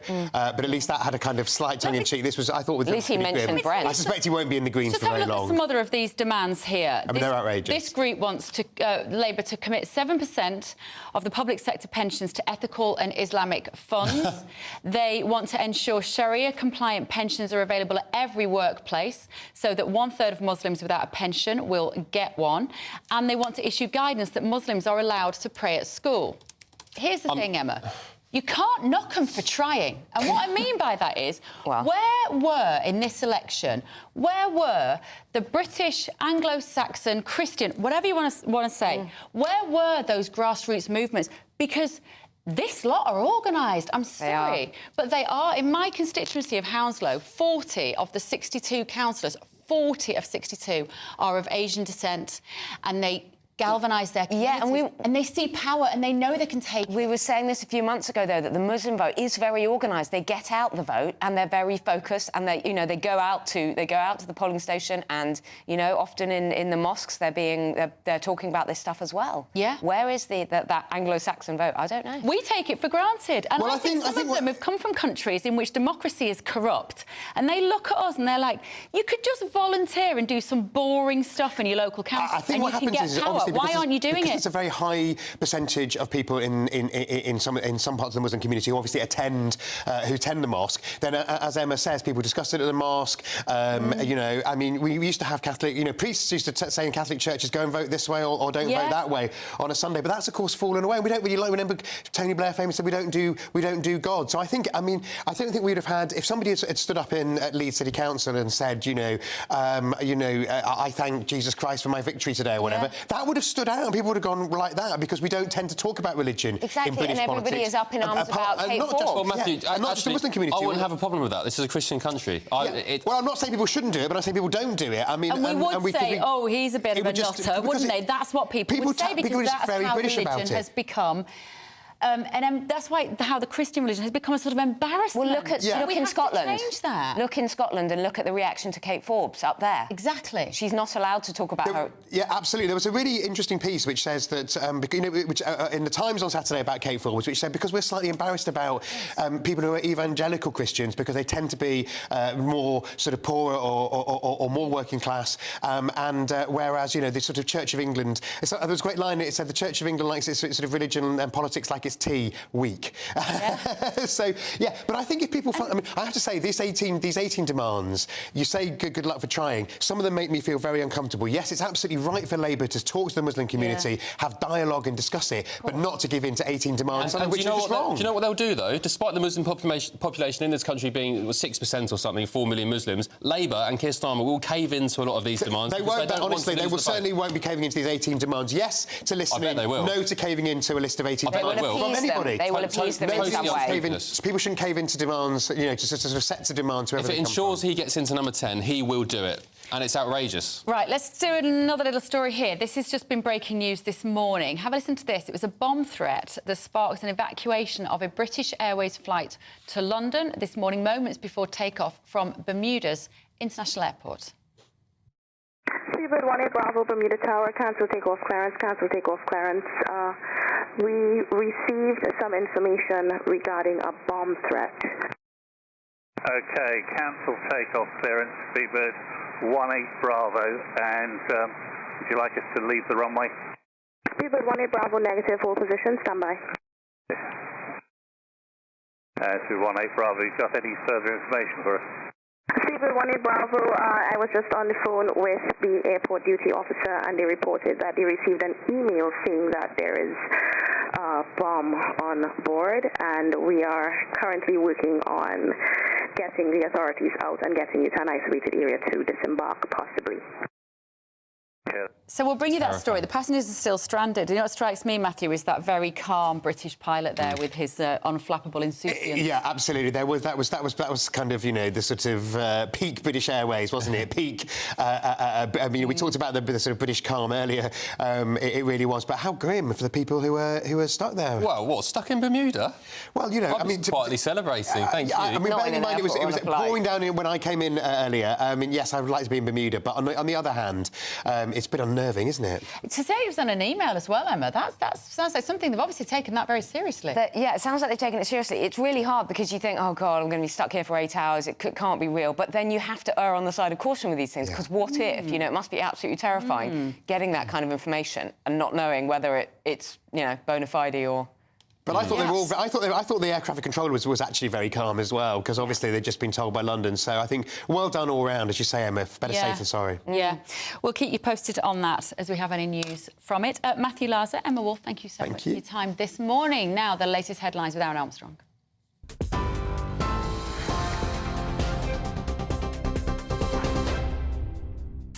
It's 11:31. I'm Aaron Armstrong.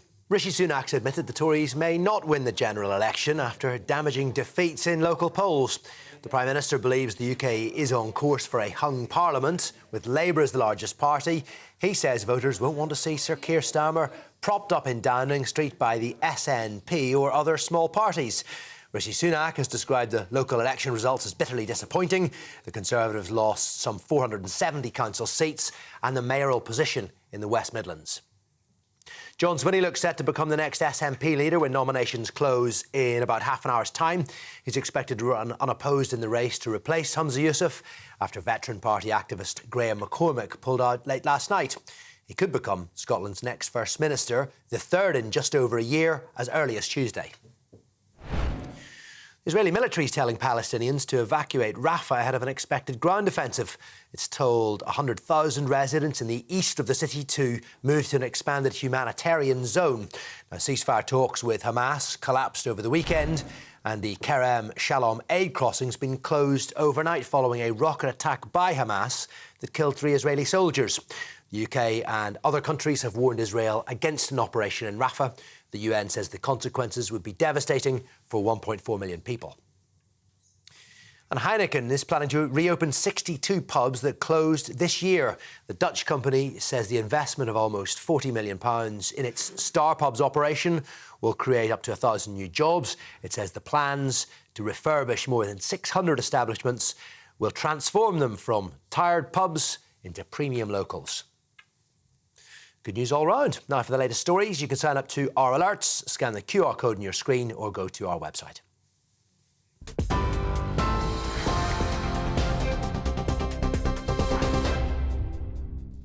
Up at noon, it is Good Afternoon Britain with the best couple on GB News, Patrick Christys and his Mrs. Emily.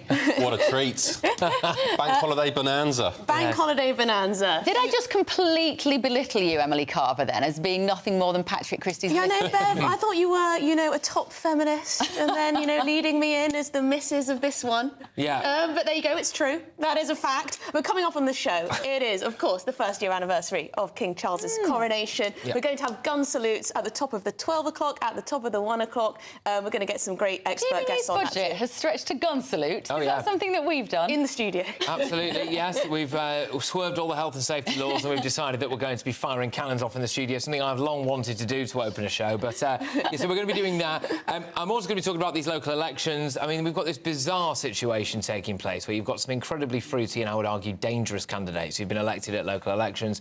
They've now written 18 demands, this Muslim vote group, to Keir Starmer. We're getting into the nitty-gritty of all of this and what that means for us all. I'm not sure it means anything good. Have you seen they want the definition of extremism that Michael Gove pushed through changed, amongst other things, Sharia introduced in certain places? Yeah, but just because you've won places like, you know, just off the top of my head here, making one up, you know, the Lacey Green ward in North Cheshire or something, does not give you the right to dictate government policy, OK? And I think they need to remember what they've actually been elected to. But it's very interesting what Keir Starmer does. Does he stand firm on his current position when it comes to Gaza and the Middle East, or do you think that he'll feel quite a lot of pressure from some of his MPs and some of his local councillors who are saying, you know, you've got to change your tact? We'll be looking into that. And also, a warning. Apparently e-bikes are exploding. Yeah. Good. Fire chiefs are telling us. Just like the cars. I hate e-bikes. They're cheating. I hate them. But I mean, there might be a slight concern that someone could be on an e-bike when it explodes, and that's less good. Shouldn't have bought one in the first place. Talking of cannons and fireworks. Why do you hate them, Bev? I hate those e-bikes. You mean the ones that you pay for with your phone? Not the ones... Because my son's got an electric bicycle at home, and I don't even like... Well, no, you talk about those as well, just the normal... The home-owned ones, or the ones that you hire on the app? The e-bikes, so like any e-bike, apparently, and I don't want to scare people here or anything like that, but the fire chiefs are now warning that they are attending about one e-bike fire a day. Wow. Well, that sounds like they might be in people's houses in that case. Yeah. So that's in my garage. I have to go and unplug it then at home if the house hasn't burnt down already. It's a really important point, but I don't like them because I think we should be doing less cycling and more driving. I'm with you on that. I'm with you on that. I don't mind the cycling. Just do it properly. Use your legs. It's just... Yeah. People are so selfish with them. They just leave them everywhere. Don't cycle 3 abreast on a country road. Patrick and Emily here from Midday. Don't go anywhere. This is Britain's Newsroom with Bev and Ben.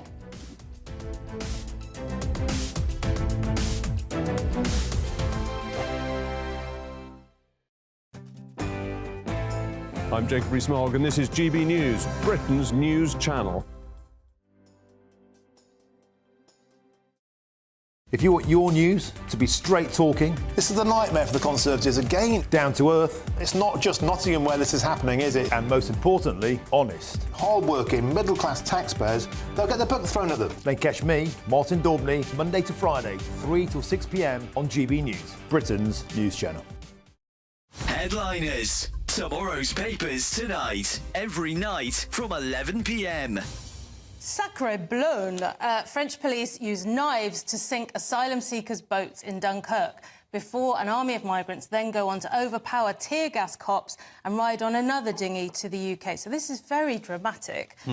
So the French authorities have been accused in the past of being too soft on migrants. They haven't done enough to stop the boats. On Tuesday, we had the deaths of 5 migrants, including a young girl. Really awful scenes where one group of migrants kind of boarded another group's boat and people were just killed in the crush. So they're now taking this very sort of action man, Bear Grylls kind of thing. They're wading into the surf with a great big knife and just slashing the dinghies, which does seem kind of obvious, doesn't it? It seems like a good move. Apparently, up to now, they haven't wanted to get involved. They haven't wanted to have violence with the migrants.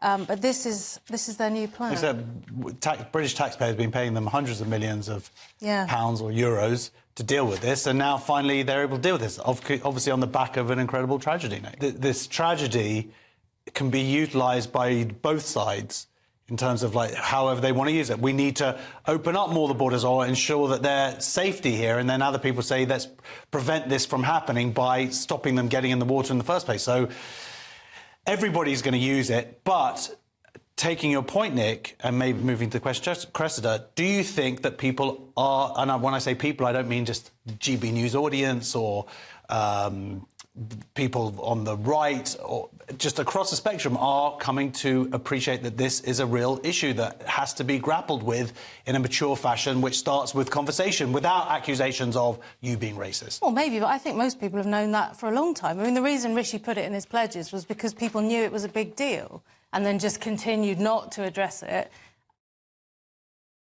In the GB Newsroom, we bring you the news as it happens. With our team of dedicated journalists across the UK, GB News brings you accurate reporting of the day's topical agenda. When the news breaks, wherever and whenever it's happening, we'll be there. This is GB News, the People's Channel, Britain's news channel. I'm Nana Acquia. This is GB News, Britain's news channel.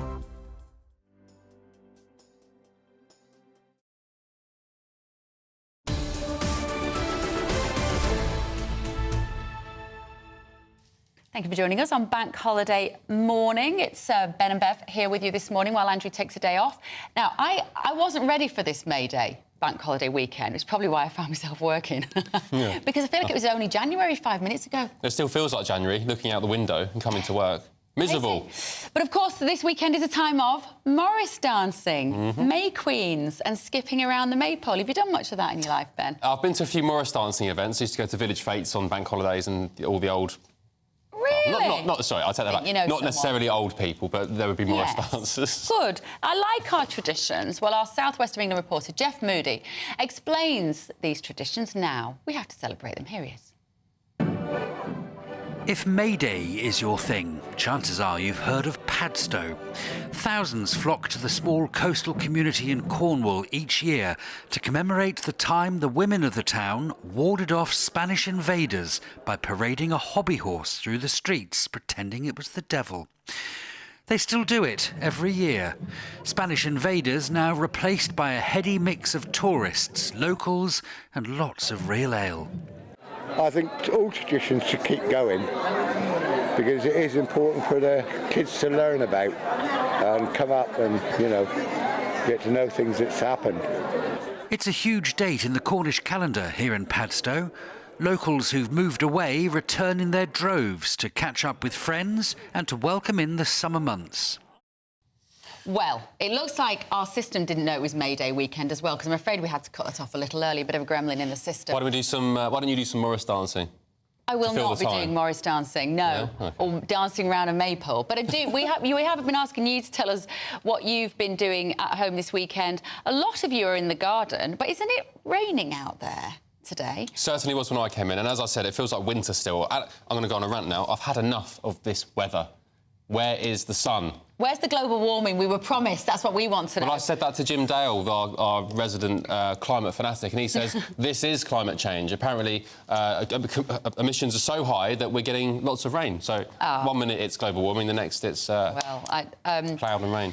Now, Cool Dip has got in touch and said, Bev, I'm a fan, thank you, but how could you say that ethnic minorities would vote for Sadiq Khan as a member of the so-called ethnic minority? I would never vote for him. I don't mean that in terms of a sweeping generalisation, Cool Dip. It's just statistically, Labour predominantly have the minority ethnic. Yeah, I think you're a bit of a unique case there, Calder. I mean, I'm not saying it's just you, but generally the majority would vote for Khan. It's shown in the data. Yeah, and also we were talking about the Royals, and John has said, I take it, Bev, you won't be taking the new anti-cancer vaccine when it's available. Can we just talk about the fact that they've completely changed the definition of a vaccine? You have to have had cancer in the first place to have this. It's another treatment injection. Let's just talk about the fact that that definition has gone completely now from what we all grew up knowing. And Sheila has said, is it correct that Muslims are demanding Keir Starmer goes along with their list of demands since lots of Muslims were voted as councillors in the elections? Well, Emily and Patrick are going to be talking about that from 12 o'clock, Sheila. Yes, these demands are there. And he will cave to some of them, guaranteed. So Keir Starmer, if there's any risk of a hung parliament or losing, you know, even more of the Muslim vote at the election proper, the general election, then yes, he will cave to it. And if you ask me, it's sinister, asking for the introduction of Sharia in some places, demanding that the definition of extremism is changed. I mean... Yeah.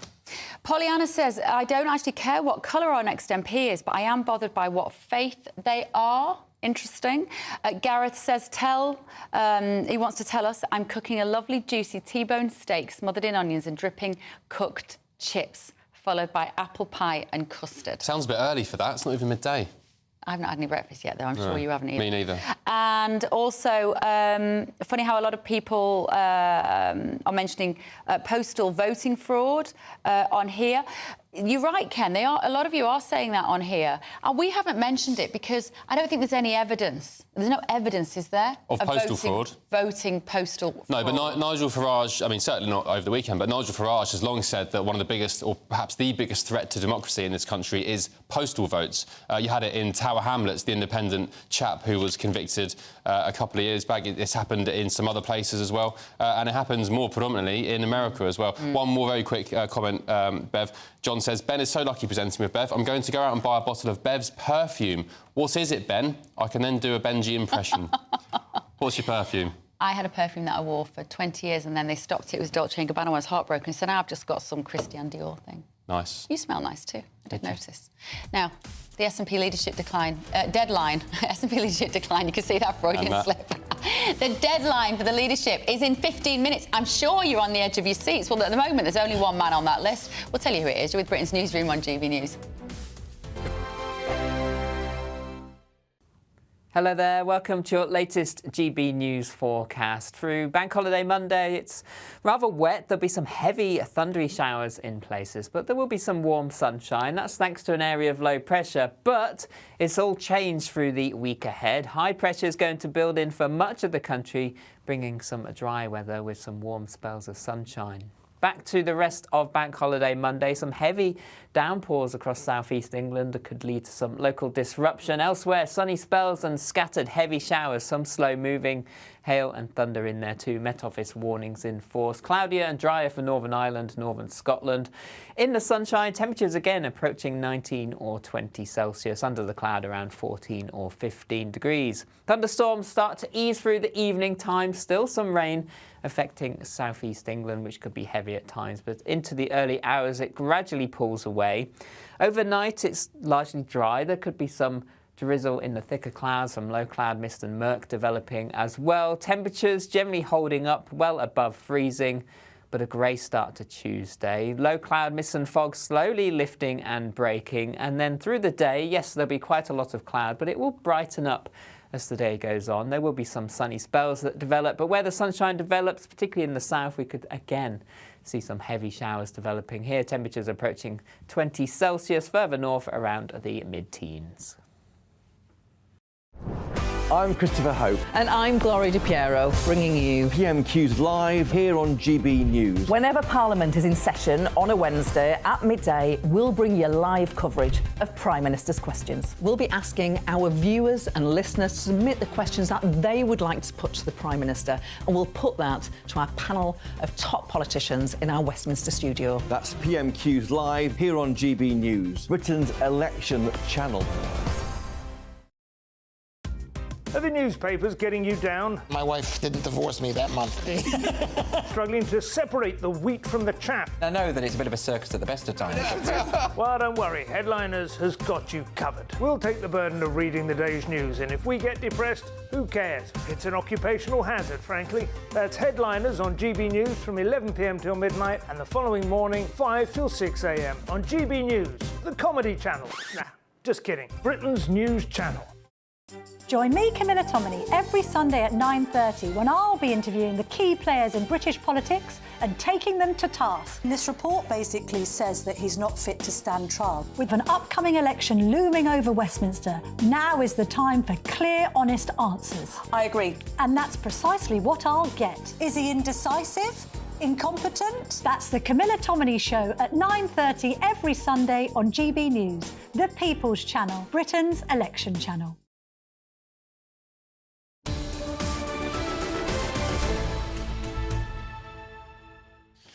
Right, so let's go north of the border, where John Swinney looks set to become the next SNP leader when nominations close at midday. But what does this mean for Scotland? Political commentator and former SNP member Stuart Crawford joins us now. Stuart, good morning. Give us the lowdown on John Swinney. Who is he? Is he as worse as Humza Yousaf? Well, that's a very leading question. John Swinney is one of the old guard in the SNP. And we should recall that he has been party leader before, in the period 2000 to 2004, where he presided over 3 elections, 1 Scottish, 1 UK, Westminster, and 1 European. and the SNP lost ground in all of those. So that gives you some sort of idea of what his next tenure might be like. And how popular is he amongst the voters there, Stuart? Well, that's a difficult one, really, because in many ways he's the only option for the SNP at the moment, bar Kate Forbes, who I think has got the broadest electoral appeal of all the potential SNP leaders. But the party is riven within with all sorts of different factions and ideologies. And Forbes is effectively being barred from leading the SNP by a fairly powerful cabal, which is centred around Nicola Sturgeon and her close colleagues. Where did it all go wrong for the SNP? Because, you know, they were once cream of the crop up in Scotland. Was it the Gender Recognition Act, the you know, rather insane and inane hate crime bill? What happened? Yes, I think that in recent history, the party adopted a series of unpopular and unworkable policies which they tried to bring into law through through the Scottish Parliament, some of which were foisted upon them by their coalition partners, the Scottish Greens. But long term, I would say that the demise of the SNP started when Alex Salmond resigned in the wake of the failed 2014 independence referendum, which was lost by not a huge margin, but was convincingly lost by the SNP. And he stood down immediately. And I think probably with perfect hindsight, 2020 hindsight vision, that was the mistake and that was the beginning of the downward slope. How closely have Scottish politicians been watching the mayoral and local elections this weekend, do you think, Stuart? Well, I think that I've kept a close eye on what's going on south of the border, if only because in many ways the SNP government in Edinburgh is now reflecting what's going on in Westminster with Rishi Sunak's government. It's an unpopular government, not looking forward at all to the next general election, which will be very shortly, and looking at dramatic losses in seats, etc., etc. So I think they'll be very interested. Yesterday, the Sunday Times ran a poll on Westminster voting intentions in Scotland, which suggested that the SNP might lose up to 28 of its current 43 Westminster-held seats, which would be a dramatic downfall. All right, Stuart Crawford, really appreciate you being with us. Thank you so much. Not exactly a ringing endorsement for Scottish independence, is it, with the SNP? I mean, they seem totally incompetent and maybe more. Thank you for your company this morning. Our inbox was very busy. Lovely to have you here as well, Ben. Andrew Pearce will be back at 9:30 with me tomorrow morning. And I will be sitting in for Michelle Dewberry at 6 o'clock this afternoon as well. Now, though, here is Good Afternoon Britain with Patrick. It is indeed. And today with Patrick Christie's One Day Only, we've got a lot to bring you. It is, of course, 1 year since the King's coronation. We've got a couple of gun salutes, royal gun salutes to bring you at 12 and 1 o'clock, so stay tuned for that. Yes, good news for the King in the old royal popularity stakes as well. Also, we're going to be talking about some, in my view, quite dangerous people who've been elected at the local elections.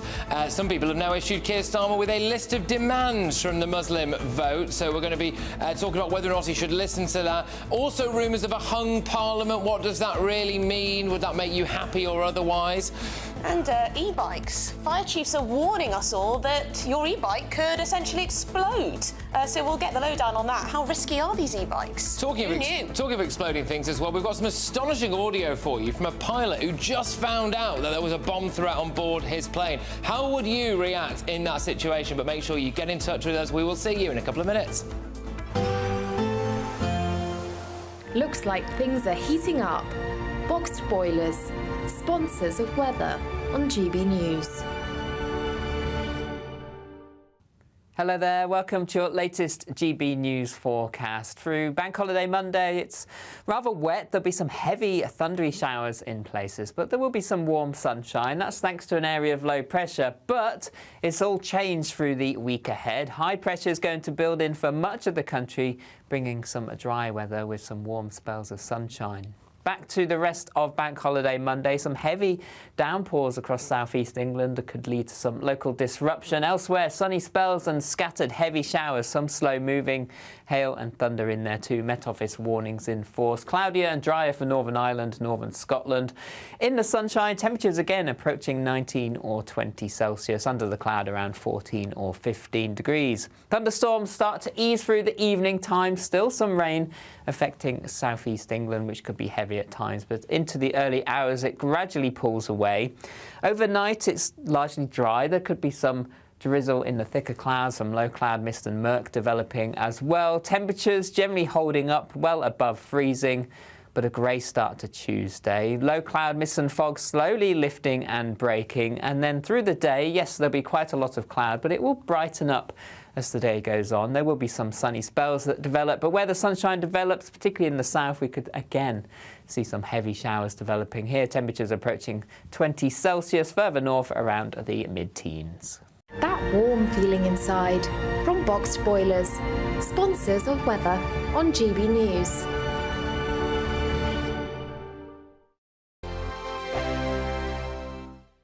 The next Great British Giveaway winner could be you, with a massive £20,000 in tax-free cash to be won. Imagine how you'd react getting that winning call from us. Hi, my name's Phil Cox, and I won the Great British Giveaway. I'd say, why not?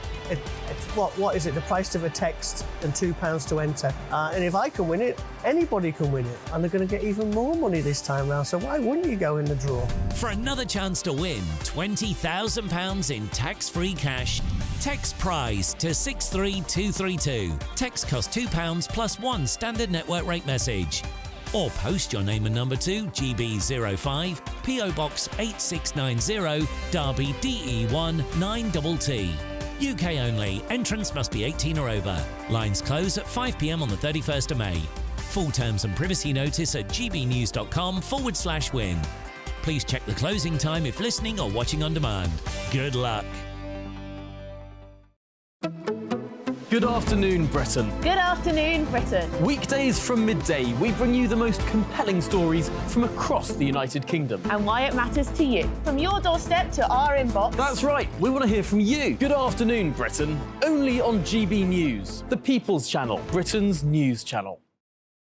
Join me, Neil Oliver, every Sunday night at 6 p.m. on GB News. And if an hour is not nearly enough for you, go to gbnews.com for special extended episodes online every Friday at 9 p.m, where we can truly get into the nitty-gritty of what's going on. GB News, Britain's news channel. Monday to Thursday nights on GB News with Dubes & Co from 6, followed by Farage at 7. At 8, Sir Jacob Rees-Mogg addresses the state of the nation. And at 9, join Patrick Christie's Tonight, followed by Headliners at 11. Only on GB News, Britain's news channel.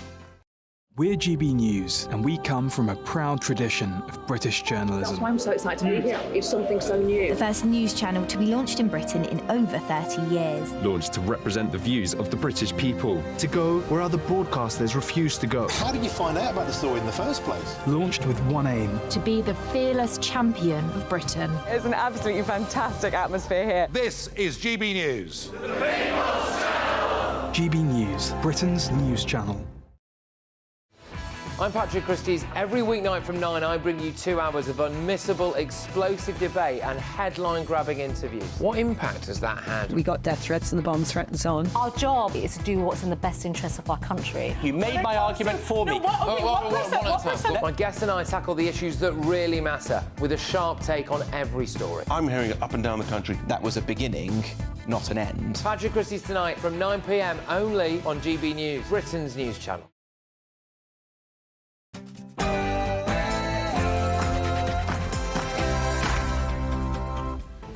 Hello and welcome to a very special Good Afternoon Britain with me, Emily Carver. And me, Patrick Christie's, and it is the anniversary of one of the most momentous days in British history, the coronation of King Charles III. Yes, this time last year, the nation was still coming to terms with the sad passing of Her Majesty Queen Elizabeth II and holding its breath as that iconic gold carriage carrying our new monarch headed towards Westminster Abbey. Well, we are about to bring you gun salutes in celebration of the coronation, with 41 volleys fired at noon, which which is about a minute and a half away, by the King's Troop Royal Horse Artillery from Green Park. We'll take that live. And 1 hour later, the Honourable Artillery Company will fire a 62-gun salute from Tower Wharf, an extra 21 for the City of London. Now, gun salutes will also take place. Here we are.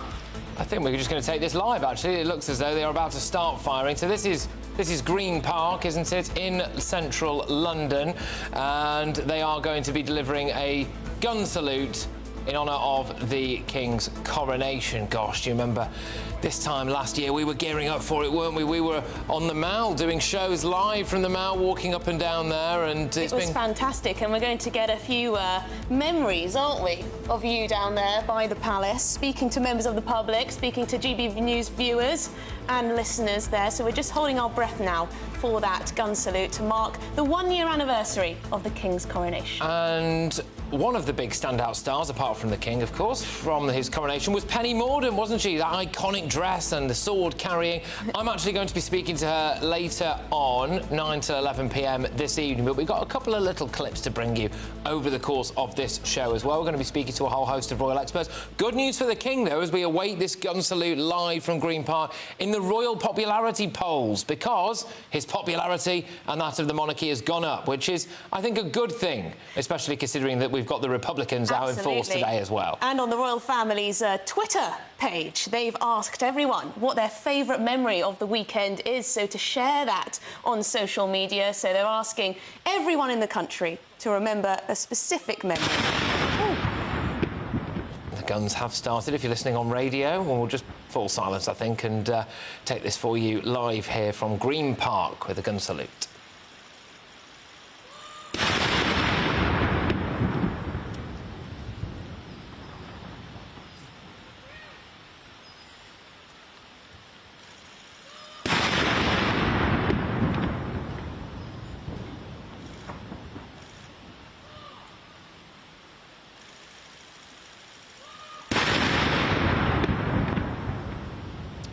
OK, so yes, this is the gun salute from Green Park. It's the 1-year anniversary of the King's coronation. This is a 41 gun salute.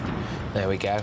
Feels like it's been a massive year for the royal family, doesn't it? I mean, goodness gracious me, the King is saying that he wanted it to be relatively understated. I suppose this is, by royal standards, relatively understated, but we're going to be getting a few of these over the course of the day. He says he wants it to be understated because it reminds him and the country of the sad passing of his mother, which unfortunately had to happen in order for him to ascend to the throne. Joining us now is royal broadcaster Helena Charles. And Helena, as we have that gun salute taking place in the background there, it has been quite a year for the King and the royal family, hasn't it? It has been a huge year. Hi, Patrick. Hi, Emily. Goodness me, what highs and lows. And I cannot believe 1 whole year since we celebrated the King and, I guess, Queen's historic coronation. So this is such a special, special day. And it's raining, as I think it was last year. But do you remember the street parties, the fanfare? I mean, there was so much going on, the coronation procession. So there's lots and lots to celebrate. I think King Charles has really proved himself as well. Absolutely have to praise his sense of duty. He's now back to public-facing events. And as he's stated so many times, he's serving the monarchy to the best of his ability. So this is so wonderful to see the army celebrating with this gun salute. So 41 volleys fired at the moment. We're watching by the King's Troop Royal Horse Artillery at Green Park. And obviously we're excited to hear at 1 o'clock the Honourable Artillery Company again firing the 62 gun salute, so that extra 21. Yes, we'll be bringing that at 1 o'clock, always punctual with these things. Yes, the royal family have put out on their Twitter, they've gone over some of the highlights. The coronation weekend with the carriage procession through central London, the fly past, the royal salute by 4,000 troops in the gardens of Buckingham Palace, a coronation concert, remember that, at Windsor Castle, and a UK-wide volunteering initiative. And they've asked the public to tell them what their favourite memory of the weekend was. What was your favourite memory, Helena?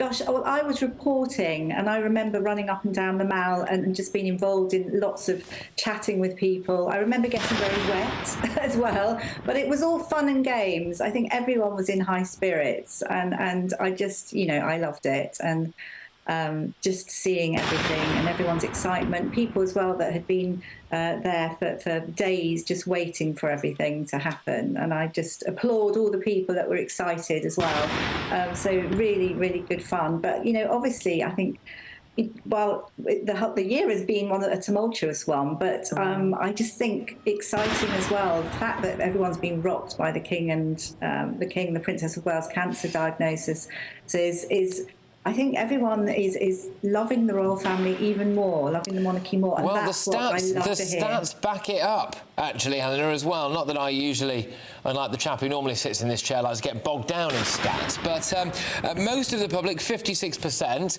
believe the King is doing a good job. That's compared to 49% a year ago, and now 60% of Britons believe we should keep the monarchy.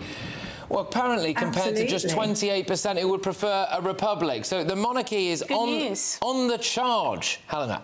Absolutely, absolutely. And yes, rightly so. And I can see why King Charles is up, and also Queen Camilla. I mean, goodness me, Queen Camilla has been leading, hasn't she, completely? And Charles as well. I mean, he's doing such a good job, and I think the honesty in talking about his diagnosis as well has really the public has warmed the public considerably. So I can see that those stats are great. So roughly 60% are pro-monarchy, fabulous, and only 28% republic. So all good. We love to hear these polls, and obviously Prince and Princess of Wales are still pipping the top, I think, there. So fabulous. And long may it continue. I know that he's been frustrated. He's having King Charles, a low-key dinner at Windsor Castle, I believe, this evening. Queen Camilla, I think, is with family. We did hear from Peter Phillips that he's been a little bit agitated because he's raring to get out and do all the hard work. He's back now, working, but he's still fairly frustrated and wants to do everything he can. So we're looking forward to seeing him at all the events which are coming. Me personally, looking forward to Trooping of Colour. Will he be on his horse? Will he not? We'll wait and see. But there are so many wonderful events that he'll be at. So many wonderful events.